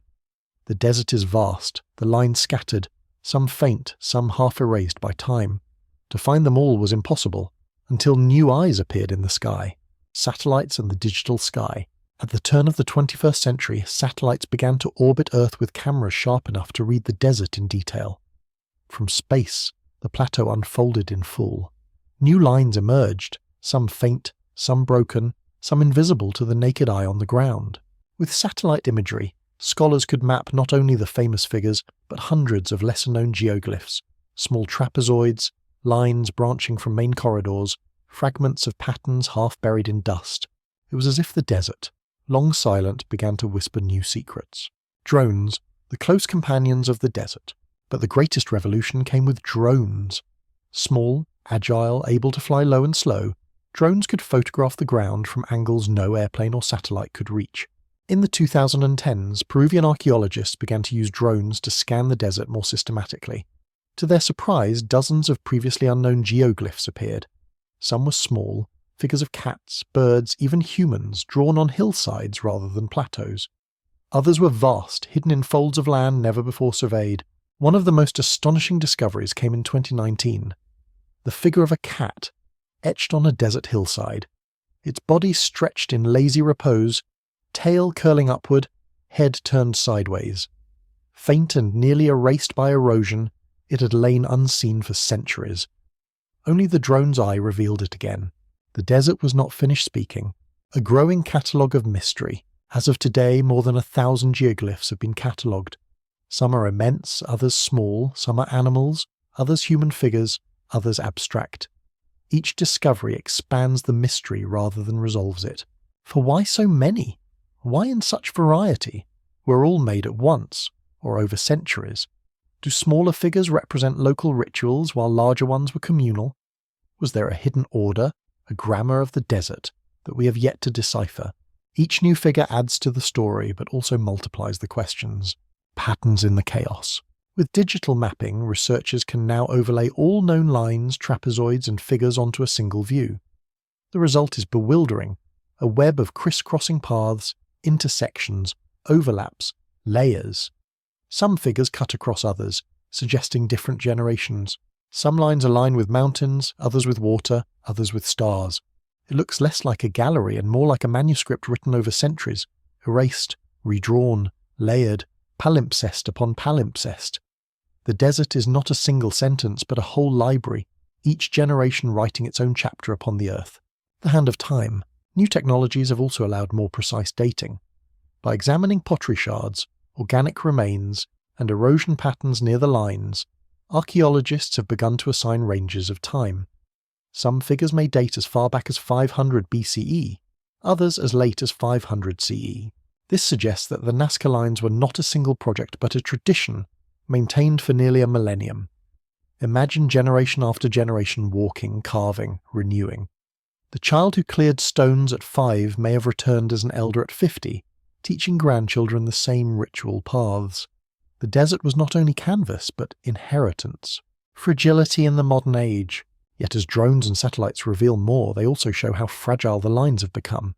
Footsteps, vehicles, even careless tourists can scar what the desert preserved for 2,000 years. Modern highways cut through some geoglyphs. Mining threatens others. The paradox of technology is that while it helps us see more, it also brings more danger. To map is to expose, and exposure invites both wonder and harm. The desert is ancient, but its guardianship now rests with us. The poetry of rediscovery. Still, there is something deeply poetic in this dance of old and new. The Nazca carved their figures for eyes in the sky, whether gods, stars, or visitors. Today, drones and satellites are our eyes in the sky, reading their messages anew. Perhaps this is fitting. Perhaps the lines were always meant to be seen by eyes that move above, not below. If so, then our modern machines have, in a sense, fulfilled the Nazca's vision. The sky still gazes down, still reveals, still answers. The cat awakens. The discovery of the cat geoglyph is especially telling.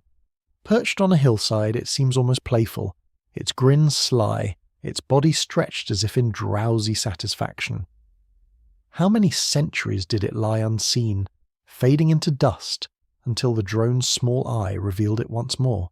It is as if the desert winks, reminding us that mystery is never exhausted.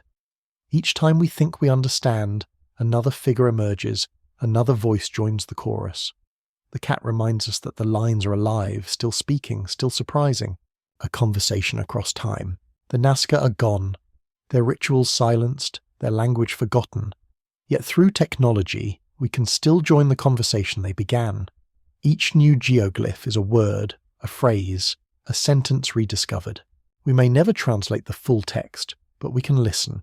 We can walk the lines, fly above them, map them, protect them. And in doing so, we continue the dialogue between past and present, earth and sky, human and divine, toward the next mystery. Modern technology has given us new eyes, and those eyes have revealed more figures than we ever imagined. Yet the more we see, the less we understand. The desert becomes richer, but also stranger. What were the Nazca truly saying?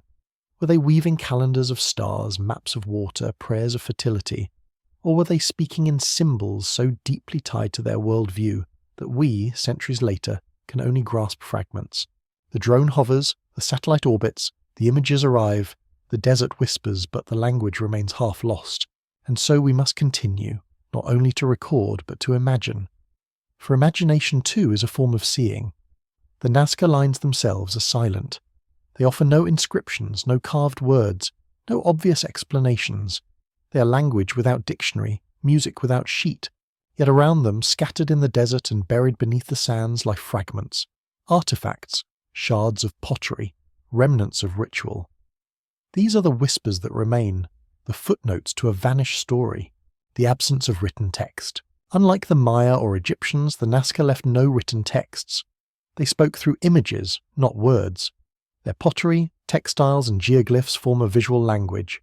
It is art as scripture, symbol as archive. This absence is haunting. Without texts, we can never read their thoughts directly. We must listen to what the earth preserves.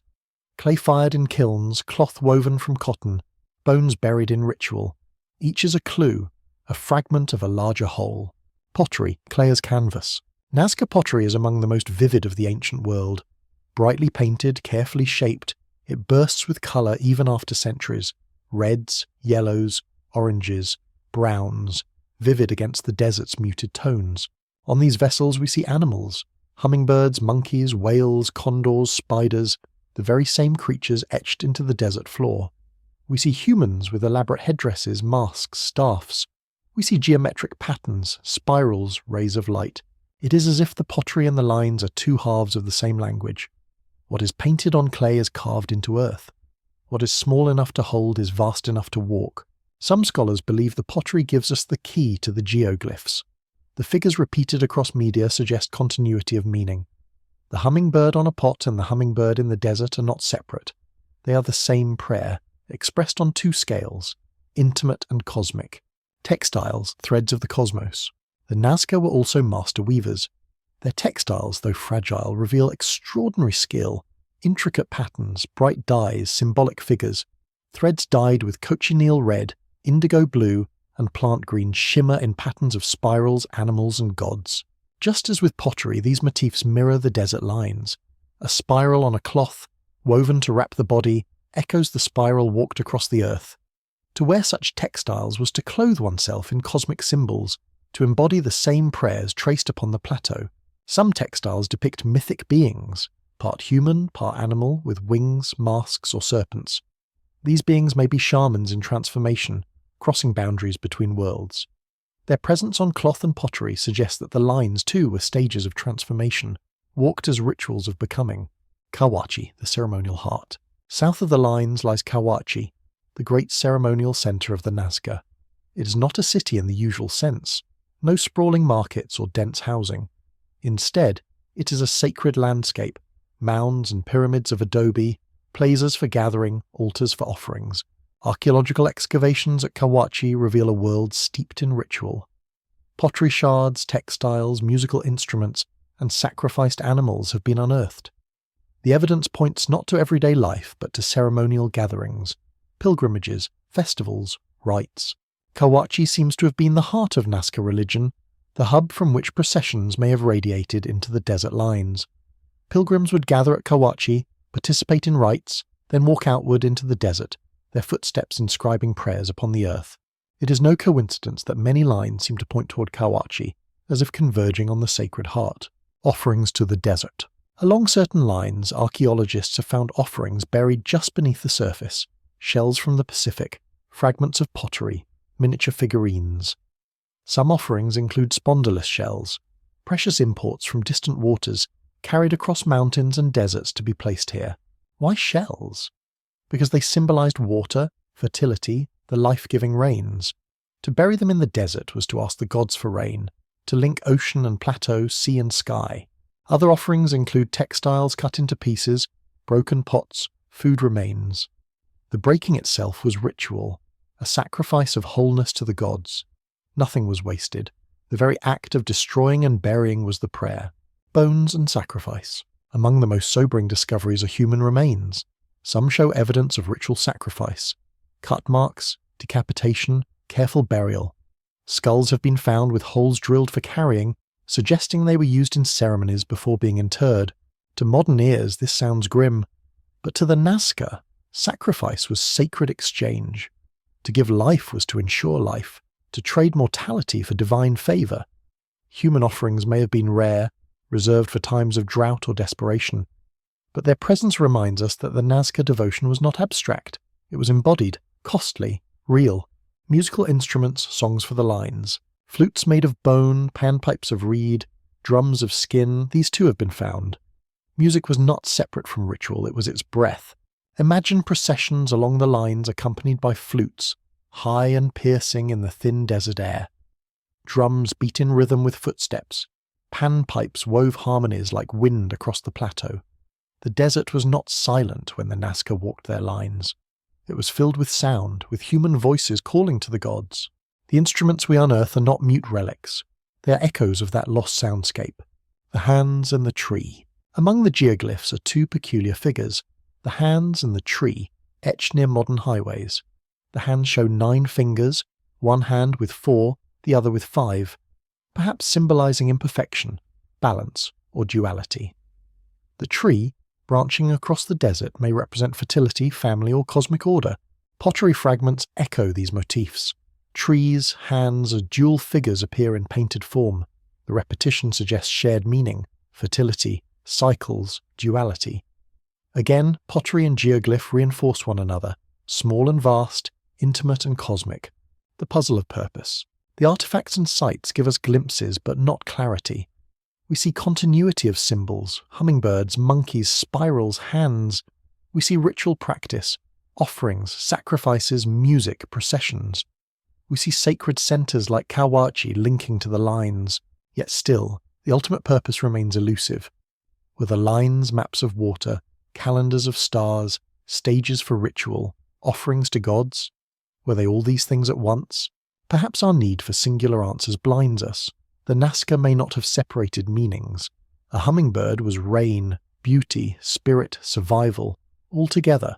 A line was calendar, procession, prayer, path, all together. To the Nazca, complexity was not contradiction, it was truth. Archaeology is listening. Each shard of pottery, each textile fragment, each buried shell is like a syllable of a lost tongue. Archaeology listens patiently, assembling syllables into words, words into phrases. But the full sentence is gone, carried away by time. What remains is the act of listening itself.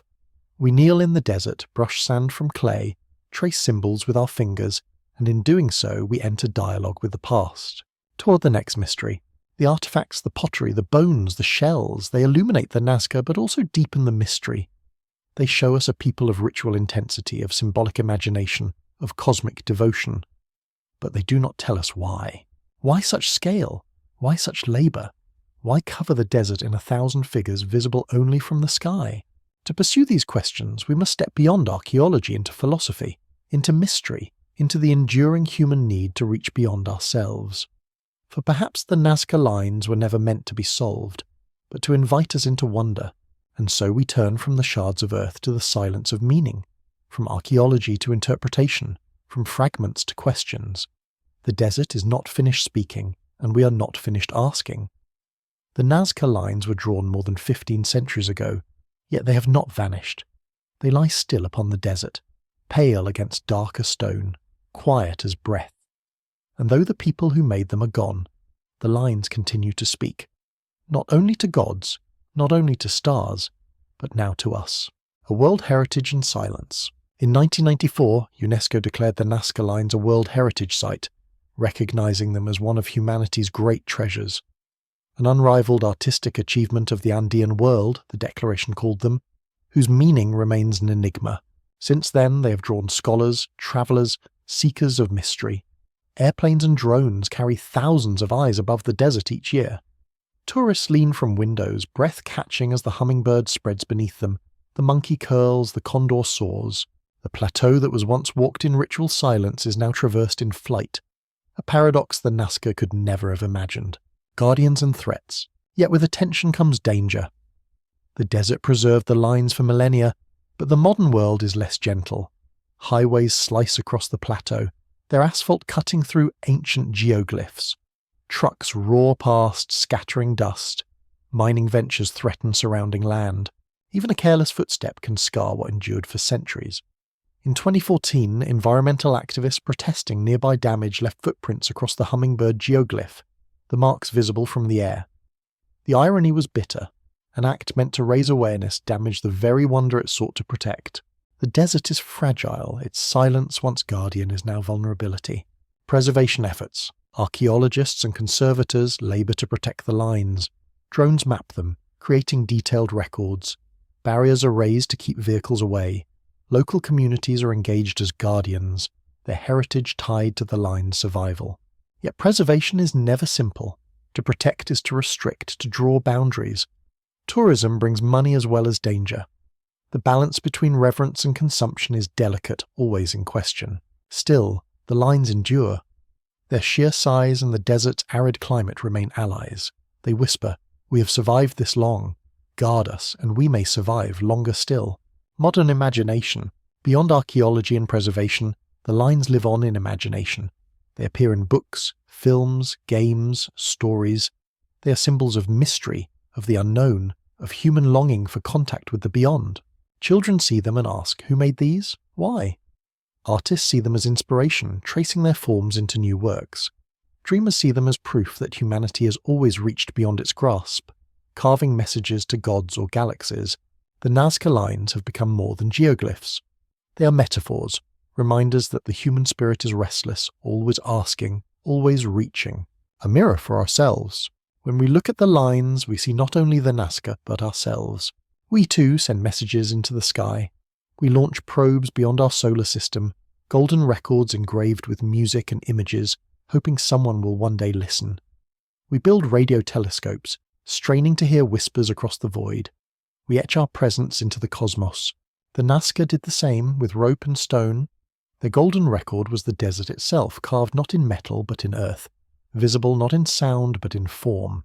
To see their lines is to glimpse our own longing, to be seen, to be remembered, to be part of something greater than ourselves. Tourism as pilgrimage. Today, tourists travel to Nazca as pilgrims once did to Kawachi. They board small planes, fly above the plateau and gaze down in awe. Some feel thrill, others reverence, a few weep. Though the purpose is different, the act is similar. To leave ordinary life behind, to enter a landscape of mystery, to be reminded of the vastness of human imagination. Perhaps in their own way, these tourists continue the Nazca tradition, for the lines were always meant to be seen from above.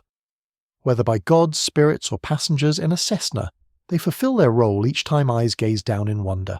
The fragile gift. Yet we must remember that wonder alone is not enough. Without care, the lines could vanish. Modern climate change threatens even the desert's stability. Stronger winds, shifting rains, human intrusion, all could erode what silence once preserved. The lines are a fragile gift, entrusted not only to Peru but to all humanity. To protect them is to honor the people who made them, and to honor our own need for mystery. The Nazca voice in the present. In their silence the lines still speak. They remind us of patience, of devotion, of the power of simplicity. They remind us that great works do not require machines, only faith and persistence. They remind us that survival itself can be sacred, and that art can be both practical and divine. They also remind us of humility. The Nazca created works they could not fully see. They made art for others, gods, stars, perhaps beings beyond. We too create works whose full meaning we may never grasp. To walk the lines today, even without understanding, is to step into that humility. To fly above them is to share for a moment the view the Nazca may have dreamed of, even if they never achieved it. Echoes in our dreams. Perhaps this is why the Nazca lines endure not only in the desert but in our dreams. They are the embodiment of mystery without answer, of art without audience, of message without reply. In them we see ourselves, carving into the unknown, whispering across centuries, waiting for a response that may never come. And in that waiting there is beauty. Toward the next mystery. The lines speak still, but they do not explain themselves. They give us fragments, pottery, shells, offerings, rituals. They give us alignments, theories, speculations. They give us questions that multiply with each discovery. Yet perhaps their greatest gift is not explanation but wonder. For in a world that hungers always for answers, the Nazca remind us that mystery has its own power, its own place, its own necessity. As we move toward the end of their story, we must carry that with us, that some questions are not meant to be solved, but to be lived with. The lines endure not because they are explained, but because they are enigmatic. The desert whispers, the sky listens, and we, in our time, become part of that same dialogue. For 2,000 years the Nazca lines have endured. For 2,000 years wind and sun have brushed over them. For 2,000 years silence has been their only voice. And yet, even as archaeologists, historians, astronomers and dreamers pore over them, the lines remain what they always were, an unanswered question. The multiplicity of theories. We have walked through many explanations, ritual footpaths walked in prayer, astronomical calendars, aligning with solstice suns and rising stars, water maps tracing aquifers beneath the desert, symbols of fertility, invoking animals tied to rain and abundance, runways, beacons, or cosmic invitations to visitors from beyond, flights of imagination, balloons rising fragile above the desert floor. Each theory holds fragments of truth, pieces of the mosaic, but none completes the picture. Each explanation illuminates one corner, only to leave another in shadow. The hummingbird may be prayer, calendar, map, symbol, all at once. The spiral may be galaxy, whirlpool, water well, eternal cycle, all at once. The trapezoid may be funnel of rain, corridor of ritual, arrow to a mountain, or none of these. The desert refuses to give us a single answer. The problem of scale. Why so large? Why figures spanning hundreds of meters visible only from above? If the lines were merely maps, they could have been smaller. If calendars, simpler. If ritual paths, shorter. Yet the Nazca chose vastness. They chose to carve their prayers at a scale beyond human sight. This choice is itself a mystery. Why make what you cannot see? Why offer what you cannot use? Unless the purpose was not for humans at all, but for gods, stars, or beings beyond. Or perhaps the scale itself was the offering. By labouring on what could never be fully grasped, the Nazca enacted devotion beyond comprehension. To work for the unseen is to surrender, to give without return. The puzzle of audience. To whom were the lines addressed? The gods of mountains and water, the sun and stars, spirits of fertility and rain, or beings from beyond the sky? We cannot know. But perhaps we asked the wrong question. Perhaps the lines were not meant to be addressed at all, but to embody prayer, to embody cycle, to embody hope. The act of creation may have been the message, the performance, the offering. Still, the question lingers. We gaze down from airplanes, we study with satellites, we walk among the stones, and we cannot shake the feeling. These figures were made to be seen. The silence of the Nazca. What did the Nazca themselves think as they walked the lines? Did they believe the gods watched? Did they trust the figures would bring rain? Did they imagine their lines stretching into eternity? Or did they never question, never doubt, never wonder as we do now? We crave explanations. They may have lived in acceptance. The lines were not puzzles to solve, but rituals to perform, as natural to them as planting, weaving, or singing. The enigma is ours, not theirs. The archaeologist's dilemma. For scholars, the Nazca lines are both gift and torment. Each discovery, new geoglyphs revealed by drones, new pottery shards at Kawachi, gives more detail but no closure. The picture grows richer but never complete. It is as though the desert teases us, giving enough to spark hope, then withdrawing. Every answer is partial, every certainty provisional. The lines remain beyond our grasp, refusing finality. The spiritual dilemma. For seekers, the lines are invitations to believe in gods, in cosmic calendars, in lost wisdom, in extraterrestrial contact. The desert whispers and imagination answers. Yet here too lies danger. To romanticize too much is to drown the Nazca in projections of our own longing. To rationalize too much is to strip them of mystery. The balance is fragile. Reverence without fantasy, wonder without distortion. The eternal question. So what are the Nazca lines? We cannot say. We can only walk among them, gaze upon them, imagine. They are prayers and calendars, maps and rituals, symbols and mysteries. They are offerings of patience and devotion. They are the silence of a people speaking across centuries. They are the paradox of art unseen by its makers. Perhaps they are all these things, perhaps they are none. The beauty of not knowing. There is a strange beauty in the unanswered. We live in an age that seeks to explain everything, to measure, to solve, to dissect. But the Nazca lines resist. They remain mystery, and perhaps that is their gift, to remind us that not everything yields to reason, that some truths remain hidden, that wonder itself is a form of knowledge. In their silence, the Nazca teach us humility. Walking into the unknown, stand again at the edge of a line. It stretches before you, pale against dark. You walk forward, stones crunching beneath your feet. You see only the path, never the whole. And is that not life itself?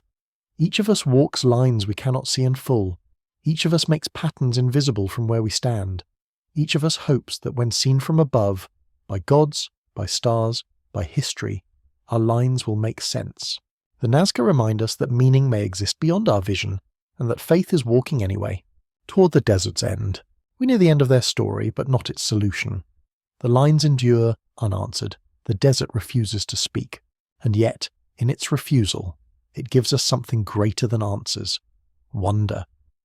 The Nazca lines are not only an enigma, they are a mirror, reflecting our own longing to reach beyond ourselves, to carve messages into silence, to speak across time. Perhaps that is the final question they leave us with. Do we dare to live as they did, creating for what we may never see, offering what we may never use, carving prayers into the unknown? The desert whispers still, the silence endures, and in that silence we hear the most profound truth of all, that mystery itself is sacred. The Nazca Lines do not stand alone. Across the world, in deserts, forests, mountains, and islands, ancient peoples left markings of such scale and strangeness that they confound us still. To place the Nazca among them is not to diminish their uniqueness, but to see them as part of a wider human impulse, a longing to shape land into symbol, to carve meaning into earth and sky. Stonehenge, circles of stone. In the green fields of England rise the stones of Stonehenge, massive monoliths placed in circles, aligned with solstice sunrises. Like the Nazca Lines, their purpose remains uncertain. Calendar, temple, tomb, observatory, all theories remain. Both Stonehenge and Nazca reveal obsessions with alignment, with sun, with season, with cosmic rhythm. Yet where Stonehenge lifted stones skyward, the Nazca pressed lines into earth. One raised its prayers upward, the other stretched them outward. Both sought the same thing, connection between people and cosmos. The pyramids of Egypt, mountains for eternity. Across the world, in the deserts of Giza, the pyramids rise, sharp, geometric, eternal. Like the Nazca Lines, their scale seems impossible for the tools of their time. Like Nazca, they embody patience, labour, devotion. The pyramids are tombs, but more than tombs. Cosmic mountains, stairways to eternity. The Nazca Lines may be seen the same way. Not merely art or map, but pathways into the infinite. Both are acts of defiance against impermanence. Both say, we will be remembered. The Moai of Easter Island, faces of silence. On a remote Pacific island stand the Moai, giant stone heads with solemn eyes gazing inland. They too are mysteries, guardians of lineage, symbols of fertility, watchers of the dead. Like the Nazca Lines, the Moai are visible from afar, larger than life. Their meaning layered and uncertain. Both carry silence across centuries, their creators gone, their purpose forgotten. Both remind us that sometimes art is not for explanation but for presence, a declaration that we were here and we mattered. Chaco Canyon roads into the horizon. In the deserts of the American Southwest lie the ruins of Chaco Canyon, where ancient peoples built great kivas, astronomical alignments, and roads that stretch for miles across barren land. Some roads lead nowhere, ending in desert cliffs. Scholars ask, why build such vastness for no apparent reason? The Nazca Lines echo this paradox. Straight paths into horizon, trapezoids widening into nothing. Both Chaco and Nazca suggest that walking itself was sacred, that movement, procession, alignment were rituals more important than destinations. Australian songlines, maps of the invisible. Among the Aboriginal peoples of Australia, the concept of songlines weaves land, myth and movement together. Songs describe paths across the desert, marking waterholes, landmarks, and sacred sites. To sing a songline is to navigate both geography and spirit, to keep the world alive. The Nazca Lines, too, may have been songlines in earth, visible tracks that guided walking rituals aligned with survival, connected to myth. Both embody the union of practicality and spirituality, where map and prayer are one. The Intihuatana of the Andes, stones that bind the sun. Closer to Nazca, in the highlands of Peru, the Inca built sacred stones called Intihuatanas, hitching posts of the sun. These stones aligned with solstices, anchoring time to place. Though separated by centuries, the Nazca Lines may have been precursors, vast Intihuatanas etched not in stone but in earth, binding the sun's movement across the desert. Both show the Andean obsession with joining earth to sky, human to cosmos, a shared human impulse. What unites these places, Stonehenge, Giza, Easter Island, Chaco, Australia, the Andes, is not common origin but common impulse. Across cultures, across centuries, humans have sought to write upon the earth in ways that transcend utility. We built what was too large for the eye, too heavy for the hand, too complex for the moment. We aligned with stars, stretched paths to horizons, carved faces, raised stones, etched lines. We did these things not because they were necessary, but because they were meaningful. The mystery of excess. There is a concept archaeologists whisper about: excess.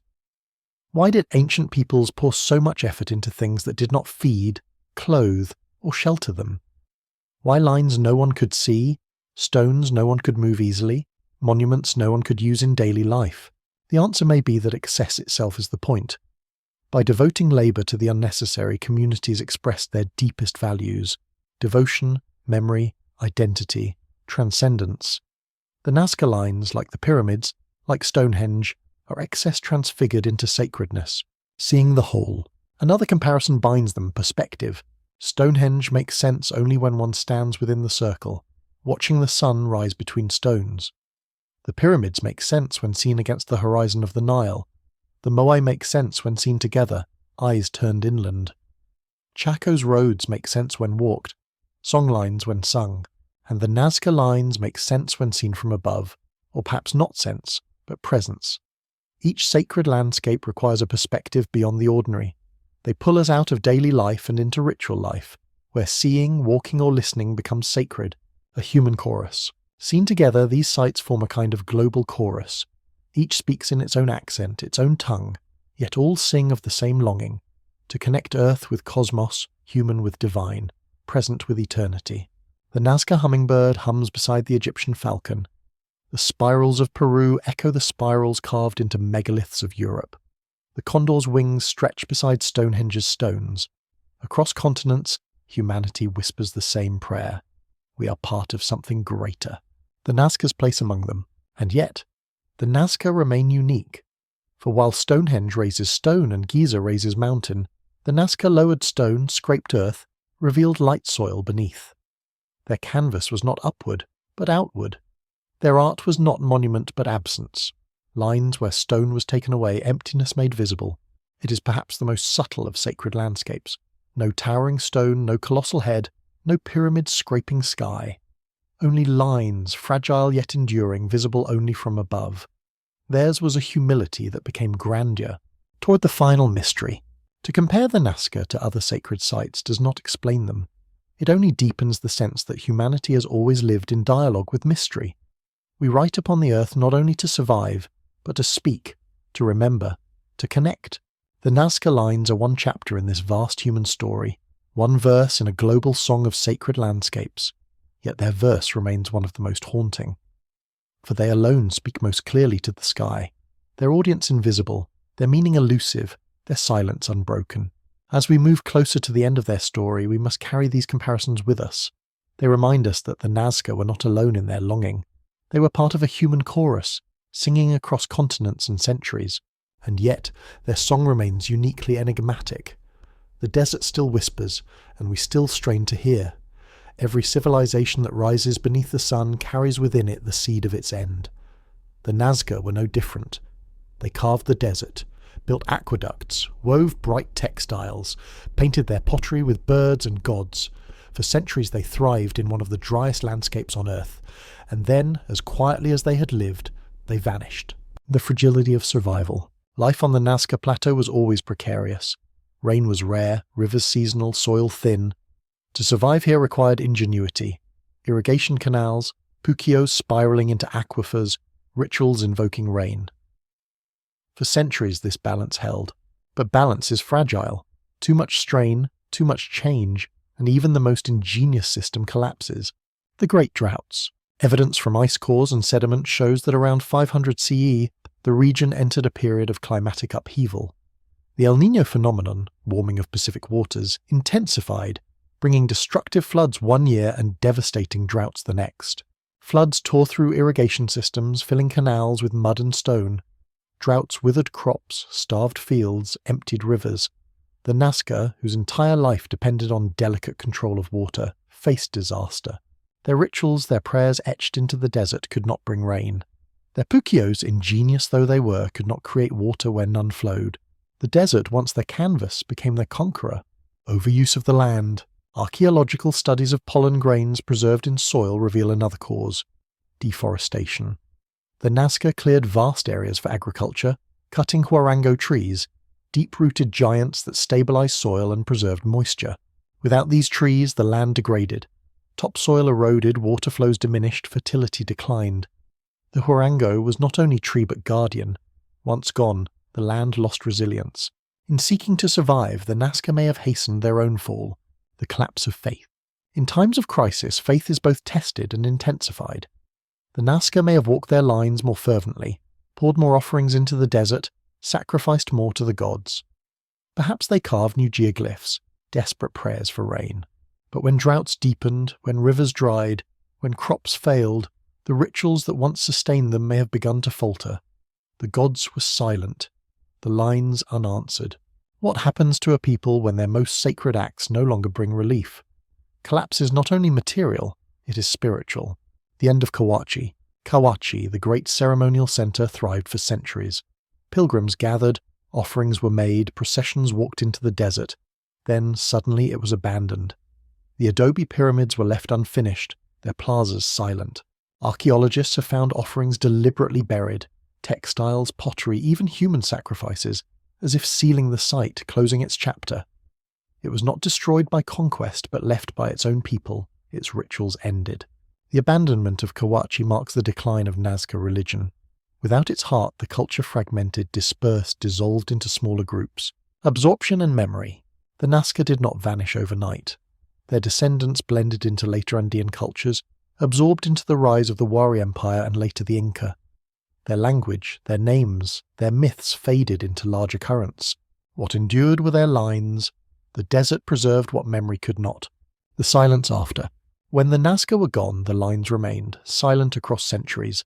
Shepherds passed by, farmers ploughed nearby, but no one walked them as ritual anymore. The hummingbird spread its wings in silence. The monkey curled its tail unseen. The condor hovered with no procession to honour it. The desert itself became their only priest, holding the lines in place. A universal lesson? The fall of the Nazca is a lesson repeated across civilizations, that human brilliance cannot fully conquer environment. The Maya faced drought, the Mesopotamians faced salinization, the Easter Islanders deforestation. The Nazca too fell to the twin forces of nature and human strain, but within their fall lies something deeper. They chose to respond to fragility not only with irrigation and farming, but with art. Their answer to drought was to carve prayers into earth. Their response to precarity was beauty. Even as they fell, they left behind wonder. The lines as testament. The Nazca themselves are gone, their fields barren, their temples abandoned, but their lines endure, testament to both their brilliance and their fragility. They are at once triumph and epitaph. Triumph because they reveal patience, devotion, ingenuity. Epitaph because they whisper of a people who could not outlast the forces they invoked. The desert remembers what history forgot. The desert's question: stand upon the plateau and feel the silence. The sun blazes, the stones burn beneath your feet. You look across the horizon and see the faint trace of a line stretching away. You know the people who made it are gone. You know their prayers went unanswered. And yet, the line remains. What does it mean? Is it tragedy that their devotion ended in collapse? Or is it triumph that their devotion still endures, visible across millennia? Perhaps it is both. Perhaps every civilization writes both its triumph and its fall into the land it inhabits. Toward the next mystery, the Nazca fell, the desert claimed them. Yet their lines remain, whispering not only of their lives but of ours. For we too live in fragile balance with Earth, dependent on water, vulnerable to change. We too build monuments, carve messages, hope to endure. The Nazca remind us that endurance is not guaranteed, but they also remind us that even collapse can leave beauty, even disappearance can leave mystery, even silence can leave song. As we move toward the end of their story, we carry this with us. The Nazca may have fallen, but their lines rise still, vast across the desert, fragile yet eternal, silence yet voice. Civilizations fall, but their echoes remain. The Nazca vanished from the desert centuries ago, but the lines they left behind ripple through human imagination still. They are not only relics of the past, they are seeds planted in our present, flowering in art, science, and spirit. Legacy and science, the puzzle that persists. From the moment pilots first glimpsed the lines in the 1920s, scientists have been captivated. Archaeologists measure their angles, astronomers test their alignments, geologists study their preservation. Every discipline sees in the Nazca lines a question relevant to its own field. Astronomers ask, were these calendars of the sky? Hydrologists ask, were they maps of underground water? Anthropologists ask, What rituals shaped them? Engineers ask, how did people without machines make lines straighter than modern roads? In each case, the lines push the boundaries of knowledge. They invite interdisciplinary dialogue, reminding science that mystery is not only in the stars but etched upon the earth. Even unanswered, the questions themselves are legacy. For the Nazca have forced us to look deeper, at deserts, at ancient ingenuity, at the nature of human devotion. Legacy in art, geometry and vision. Artists too have found inspiration. Painters trace hummingbirds across canvas, sculptors echo spirals in stone, architects admire the way simple geometry can create awe. Modern land artists, those who shape Earth into patterns visible from the air, are spiritual heirs of the Nazca. Figures like Robert Smithson, who created the spiral jetty in Utah's Great Salt Lake, follow the same impulse, to make art inseparable from landscape, to shape Earth into symbol. Photographers capture the lines in shifting light, transforming the desert into living canvas. Filmmakers use them as backdrop for stories of wonder and conspiracy. Musicians compose soundscapes inspired by their silence. The Nazca lines prove that art does not need pigment or stone. It can be absence itself, the removal of stones, the revelation of lighter soil. Their legacy is to remind artists that simplicity, patience and scale can birth beauty that endures. Legacy and spirituality, pathways of mystery. For spiritual seekers, the Nazca lines are more than archaeological puzzles. They are pathways of mystery, invitations to contemplation. Pilgrims from around the world visit the plateau, not only to see from above but to stand among the lines. To walk them is to feel part of something vast, to sense the presence of people who prayed here centuries ago. Some interpret them as energy lines, Earth's chakras, mandalas written on desert skin. Others see them as mirrors of the cosmos, sacred geometries linking human to universe. Whatever the interpretation, the effect is the same, awe. The Nazca lines have become a modern shrine, not only for Peruvians but for the world. A reminder that the sacred is not confined to temples or books, but can be written into Earth itself. Legacy in popular culture, the symbol of enigma. The Nazca lines appear in films, novels, television and games. They are coded as symbols of enigma, shorthand for the mysterious. From science fiction to adventure stories, they stand for the human longing to decode what is hidden. Writers imagine them as alien beacons, treasure maps, or cosmic puzzles. Tour companies market them as destinations of wonder. Conspiracy theorists cite them as proof of lost knowledge. In each case, the Nazca endure not only as archaeology, but as myth. Their persistence in popular imagination is legacy of a different kind, not scholarly, not sacred, but cultural. They remind us that some mysteries become more powerful by refusing to resolve. Legacy in Peru, identity and heritage. For Peruvians, the Nazca lines are more than curiosity. They are heritage, identity and pride. They represent the brilliance of ancient ancestors, proof that the land's history is deep and astonishing. The lines feature in school lessons, tourism campaigns, national imagery. Pilots and guides make their living carrying travellers above the plateau. Local communities both protect and depend upon them, yet this legacy is also responsibility. To be custodian of the Nazca lines is to balance preservation with livelihood, reverence with tourism, local needs with global heritage. It is a challenge Peru continues to face with courage. Legacy of silence, teaching us how to wonder. Perhaps the greatest legacy of the Nazca lines is silence. They refuse to answer. They do not tell us their purpose. They do not confirm or deny our theories. In a world hungry for data, where satellites measure every coastline and algorithms analyze every word, the Nazca lines remain resolutely mute. They teach us that not all questions are meant to be solved. Some are meant to be lived with. In their silence lies their power. They force us to wonder, to imagine, to accept mystery as part of human experience. Legacy for the future, a mirror of ourselves. The Nazca carved prayers into the desert, visible only from above. Today we send probes into space carrying golden records engraved with music and images of Earth. Messages meant for eyes that may never see, ears that may never hear. We are not so different. We too create for unseen audiences. We too write into silence, hoping to be remembered. The Nazca lines are not just their legacy, they are ours. A mirror reminding us of our own cosmic longing. Toward the last questions. The legacy of the Nazca is vast. Scientific puzzle, artistic inspiration, spiritual shrine, cultural heritage, metaphor of mystery. Yet even legacy does not dissolve the enigma. We still ask why, for whom, to what end? The lines endure, refusing reply. As we near the close of their story, perhaps legacy is the truest answer. The Nazca may not have survived drought and collapse, but their work survived them. They live still, not in bodies or language, but in lines across the desert, in the wonder they awaken, in the silence they preserve. And that may be the greatest legacy of all, to create something that speaks long after you're gone, something that whispers still when your voice has turned to dust. The desert is not only a place of silence, it is a place of reflection. To stand upon the Nazca Plateau is to feel time itself pressing close, the sun scorching, the wind whispering, the lines stretching into horizons both earthly and eternal. In such a place, one cannot help but reflect. What do the Nazca lines teach us? Lesson 1. The power of patience. The lines remind us that greatness does not always come from speed or force. The Nazca had no iron, no wheels, no engines. They had ropes, stakes, and hands. They had patience. To clear a single line required hours, days, perhaps weeks of steady labour. To maintain it across generations required faith beyond the moment. Their gift to us is the reminder that time itself is a tool. That in a world where we rush, true endurance comes from slowness. Patience can etch prayers into stone. Patience can outlast centuries. Lesson 2. The art of the unseen.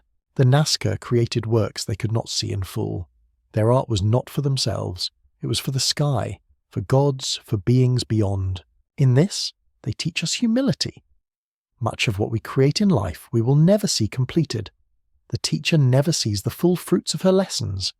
The parent never sees the full shape of their child's life. The dreamer never sees how far his dream may ripple.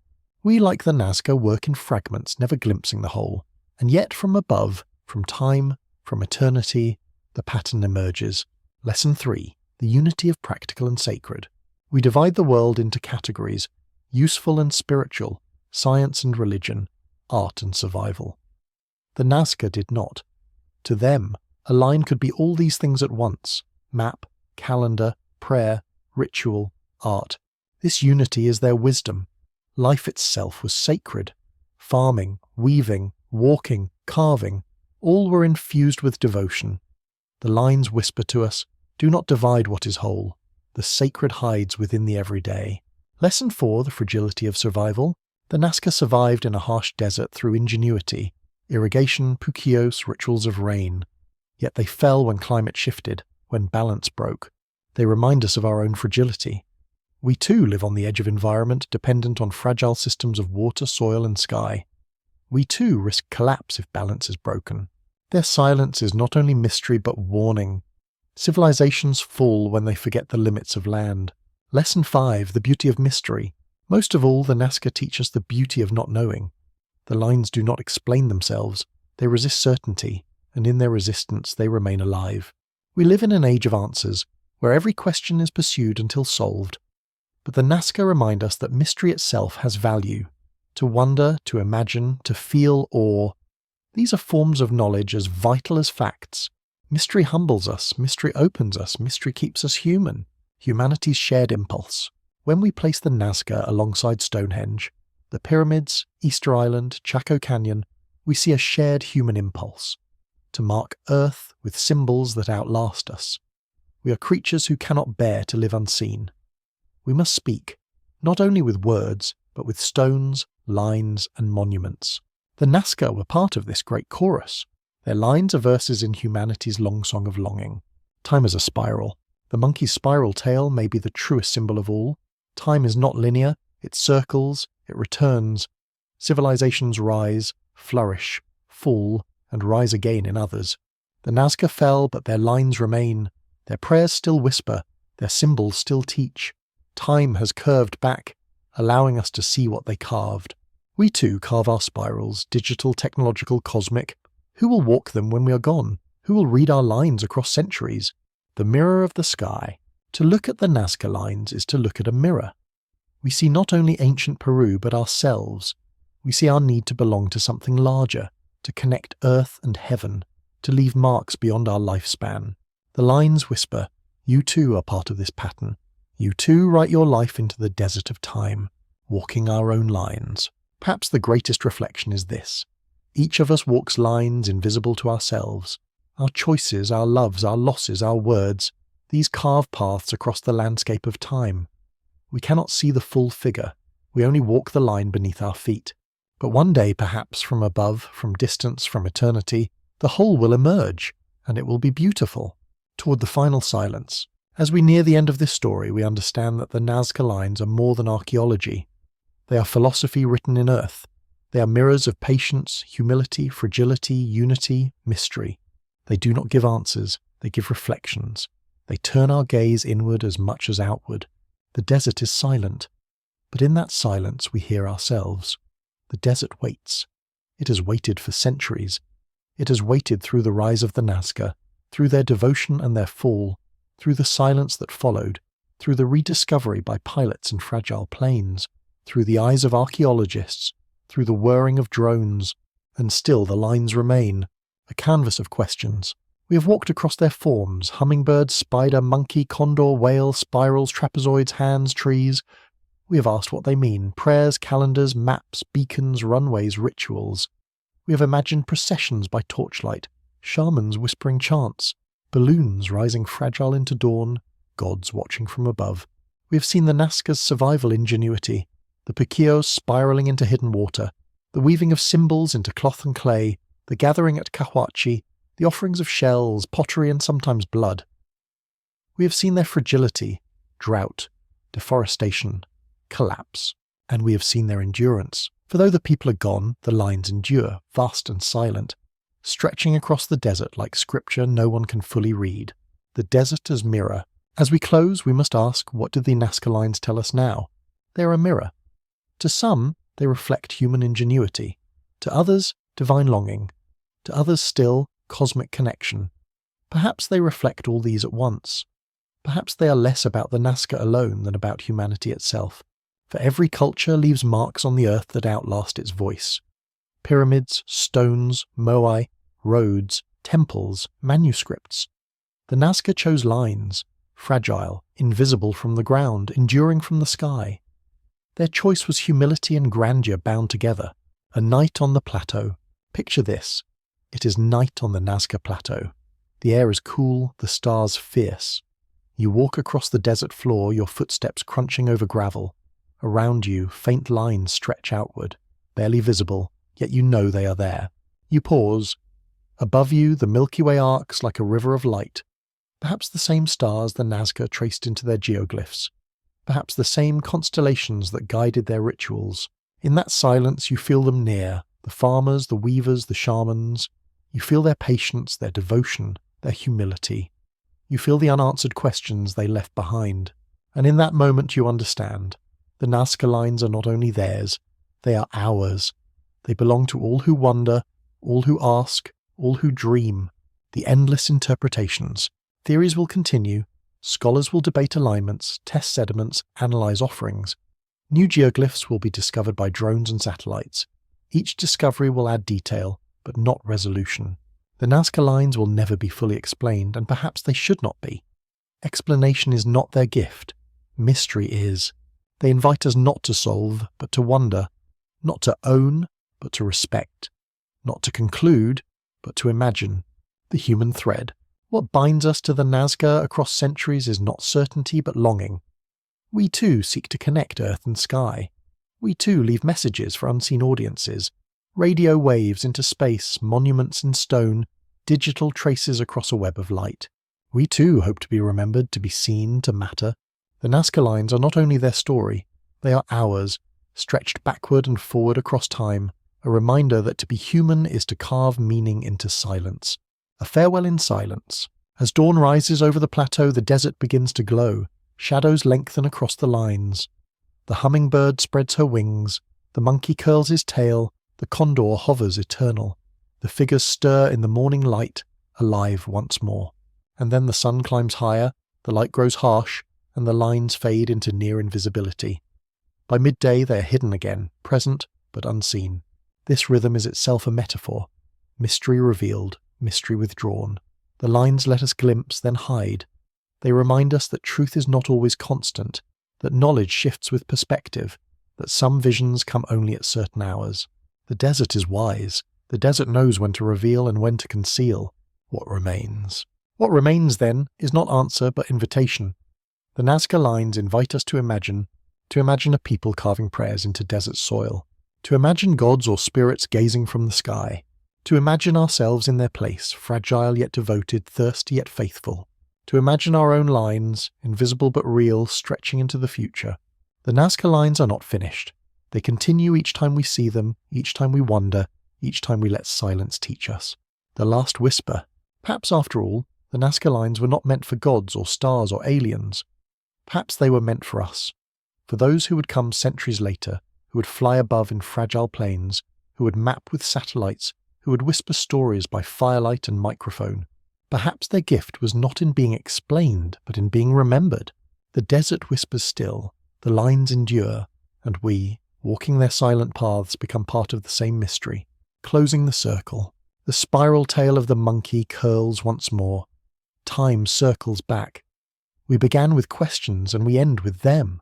But in between, we have walked through history, myth, theory, collapse, and legacy. We have walked the desert as the Nazca did, without seeing the whole, yet trusting that meaning lies in the journey. The circle closes, but the mystery remains.